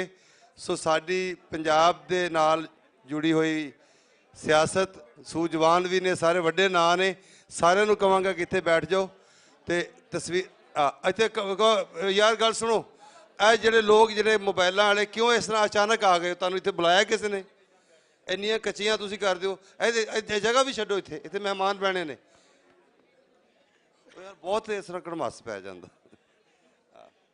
ਅੱਗੇ ਨਾ ਆਓ, ਇੱਥੇ ਨਾ ਆਓ, ਸਾਈਡਾਂ ਤੋਂ ਉਤਰੋ। ਹਾਂ, ਮੁਹੱਬਤੀ ਧੱਕਾ ਕਹਿੰਦੇ ਨੇ। ਰਾਣੀ ਸਾਹਿਬ ਕਹਿੰਦੇ ਨੇ ਇਹਨੂੰ ਲਾਹੌਰੀਆਂ ਦਾ ਮੁਹੱਬਤੀ ਧੱਕਾ ਕਹਿੰਦੇ ਨੇ। ਤੇ ਹੁਣ ਇਹਦੇ ਵਿੱਚੋਂ ਬੰਦੇ ਨੇ ਧੱਕੇ ਖਾ ਕੇ ਅੱਗੇ ਆਉਣਾ ਜਿਹਨੂੰ ਅਸੀਂ ਮਹਿਮਾਨ ਬੁਲਾਵਾਂਗੇ। ਉਹ ਭਾਈ ਜਾਨ ਕਿਵੇਂ ਫਿਰ ਕੇ ਕੁੜੀ ਵਾਲੇ ਲੋਕ ਮੁੰਡੇ ਵਾਲੇ ਲੋਕ ਬਹੁਤ ਅੱਛੇ। ਮੈਂ ਡਾਕਟਰ ਸੁਰਿੰਦਰ ਗਿੱਲ ਜੀ ਹੋਰਾਂ ਨੂੰ ਕਹਾਂਗਾ ਕਿ ਇੱਕ ਤਸਵੀਰ ਖਿੱਚਣੀ ਹੈ ਸਾਂਝੀ। ਉਸ ਤੋਂ ਬਾਅਦ ਸਾਡੇ ਅਗਲਾ ਬੜੇ ਖਾਸ ਸਿੰਗਰ ਦੇ ਲਿਰਿਸਿਸਟ ਦੇ ਨਾਲ ਵੀ ਤੁਹਾਨੂੰ ਮਿਲਾ ਰਹੇ ਹਾਂ। ਹੁਣੇ ਹੀ ਉਹਨਾਂ ਦੀ ਗੱਲ ਸੁਣਨੀ ਆ। ਇਹ ਕਿਤਾਬ ਜਿਹੜੀ ਹੈ ਅਸੀਂ ਵੀ ਲਾਹੌਰ ਵੇਖਾਏ। ਮੈਂ ਬੀਆ ਜੀ ਨੂੰ ਕਹਾਂਗਾ ਕਿ ਉਹ ਤਸਵੀਰ ਖਿਚਾਉਣ ਲਈ ਨਾਲ ਆਉਣ। ਅਸ਼ੋਕ ਭੌਰਾ ਜੀ, ਯਾਰ ਲੋਕ ਰੌਣੀ ਸਾਹਿਬ ਤੁਸੀਂ ਇੱਕ ਪਾਸੇ ਕਿਤੇ ਆਰਗੇਨਾਈਜ਼ਰ ਨੇ ਆਰਟਿਸਟਾਂ ਨੂੰ ਉਹਨਾਂ ਦੀ ਜਗ੍ਹਾ ਤੇ ਵਾਪਸ ਬਿਠਾਉਣ ਪਲੀਜ਼। ਯਾਰ ਤੁਸੀਂ ਸਾਰੇ ਦੇ ਸਾਰੇ ਇੰਜ ਲੱਗਦੇ ਜਦੋਂ ਕਿਧਰੋਂ, ਪਲੀਜ਼ ਬਹਿ ਜਾਓ। ਇਹ ਮਾੜਾ ਲੱਗਦਾ ਹੈ ਸਾਨੂੰ। ਆਪਣਾ ਕੋਈ ਦੱਸ ਹੀ ਸਕੀਏ ਕਿ ਅਸੀਂ ਬਹੁਤ ਸਿਆਣੇ ਆ, ਚੰਗੇ ਆ, ਅਸੀਂ ਕੋਈ ਜਰ ਲੈਂਦੇ ਹਾਂ, ਬਹਿ ਲੈਂਦੇ ਹਾਂ ਸਹਿ ਕੇ। ਨਹੀਂ ਹਾਂ ਯਾਰ ਦੇਖੋ, ਉਹਨਾਂ ਨੇ ਰਿਕਵੈਸਟ ਵੀ ਕੀਤੀ ਆ ਕਿ ਪ੍ਰਾਈਵੇਸੀ ਉਹਨਾਂ ਦਾ ਖਿਆਲ ਰੱਖੋ, ਉਹਨਾਂ ਦੀ ਮੂਵਮੈਂਟ ਦਾ ਖਿਆਲ ਰੱਖੋ। ਹਰ ਬੰਦਾ ਮੋਬਾਈਲ ਲੈ ਕੇ ਜਿਹੜਾ ਹੈਗਾ ਵਾ ਉਹ ਨਾ ਆ ਜਾਵੇ। ਉਹ ਇੱਥੇ ਹੀ ਨੇ, ਸਕੂਨ ਨਾਲ ਬਿਠਾਣਗੇ। ਸਾਡੇ ਬਹੁਤ ਮੌਜ਼ਜ਼ ਪੋਲੀਟੀਸ਼ੀਅਨਸ ਆਏ ਹੋਏ ਨੇ ਔਰ ਅੱਛੀ ਗੁਫ਼ਤਗੂ ਹੋਣ ਵਾਲੀ ਹੈ। ਮੋਬਾਈਲ ਵਾਲੇ ਜਿਹੜੇ ਹੈਗੇ ਜਗ੍ਹਾ ਦੇ ਦੇਣ ਉਹਨਾਂ ਨੂੰ, ਮਿਹਰਬਾਨੀ ਤੁਹਾਡੀ। ਯਾਰ ਇਹ ਇੰਤਜ਼ਾਮੀਆ ਵਾਲੇ ਆਰਗੇਨਾਈਜ਼ਰ ਬੰਦੇ ਮੁੰਡੇ ਕੁੜੀਆਂ ਕਿੱਥੇ ਨੇ? ਉਹ ਇਹਨਾਂ ਨੂੰ ਲੈ ਕੇ ਜਾਣ ਸਾਈਡ ਤੇ ਪਲੀਜ਼ ਸਾਰੇ। ਅੱਛਾ ਸੁਣਦੇ ਹੋ ਕਿ ਨਹੀਂ? ਪਲੀਜ਼ ਮੇਰਾ ਖਿਆਲ ਹੈ ਕਿ ਇੱਥੇ ਥੋੜਾ ਸਿਕਿਉਰਿਟੀ ਦਾ ਕਰਨਾ ਚਾਹੀਦਾ। ਇੱਥੇ ਕੋਈ 4 ਜੀ ਖੜੇ ਹੋਣ ਤਾਂ ਜੇ ਸਾਨੂੰ ਸਾਰੇ ਮਹਿਮਾਨਾਂ ਨੂੰ ਉਹ ਦਿੱਕਤ ਨਾ ਹੋਵੇ ਕਿਸੇ ਤਰ੍ਹਾਂ ਦੀ। ਇਹ ਬਹੁਤ ਹੀ ਅਜੀਬ ਗੱਲ ਹੈ ਕਿ ਕੋਈ ਸੈਸ਼ਨ ਮੁੱਕਦਾ ਤੇ ਸਾਨੂੰ ਸਿੱਧੇ ਕਰਨ ਦੇ ਵਿੱਚ, ਬਿਠਾਉਣ ਦੇ ਵਿੱਚ ਕਿੰਨੀ ਦੇਰ ਲੱਗ ਜਾਂਦੀ ਹੈ। ਔਰ ਜੀ ਐਡਾ ਅੱਛਾ ਭਾਈ ਜਾਨ ਇਹ ਮੋਬਾਈਲ ਲਿਓ, ਉਹ ਮੋਬਾਈਲ ਲਿਓ, ਇੱਧਰ ਸਾਈਡ 'ਤੇ ਹੋ ਜਾਓ, ਇੱਥੇ ਜਗ੍ਹਾ ਛੱਡ ਦਿਓ, ਇਹ ਸਾਰੇ ਚਲੇ ਜਾਓ। ਆਓ ਪੌਰਾ ਸਾਹਿਬ, ਅਹਿਮਦ ਰਜ਼ਾ ਤੁਸੀਂ ਵੀ ਜ਼ਰਾ ਸਟੇਜ 'ਤੇ ਆਓ। ਅਹਿਮਦ ਰਜ਼ਾ ਆ ਜਾਓ। ਇਹ ਸਾਰੇ ਦੋਸਤ ਸਾਰੇ ਕੁਝ ਐਸਾ ਹੈ ਜਿਹੜਾ ਇਹਨਾਂ ਨੂੰ ਲੈ ਜਾ ਪਰੇ। ਹਾਂ ਹਾਂ ਹਾਂ ਮਲਕੀਤ ਹੈ, ਮਲਕੀਤ ਰੌਣੀ ਜੀ ਤੁਸੀਂ ਵੀ ਤਸਵੀਰ 'ਚ ਸ਼ਾਮਲ ਹੋ ਜਾਓ ਪਲੀਜ਼।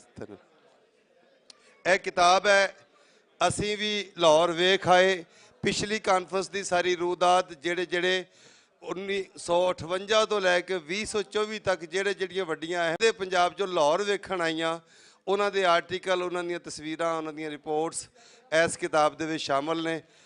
ਇਹ ਕਿਤਾਬ ਜਿਹੜੀ ਨਾ ਉਹ ਪੰਮੀ ਸਾਹਿਬ ਨੇ, ਇਹਨਾਂ ਨੇ ਪਟਿਆਲੇ ਤੋਂ, ਤੇ ਦਿਲਜੀਤ ਸਿੰਘ ਇਹਨਾਂ ਨੇ ਇਹ ਕਿਤਾਬ ਜੋੜੀ ਹੈ। ਤੇ ਅਸੀਂ ਇਹ ਕਿਤਾਬ ਦੀ ਇੱਕ ਤਸਵੀਰ ਮੁੱਖ ਵਿਖਾਲੀ ਕਹਿ ਲਓ।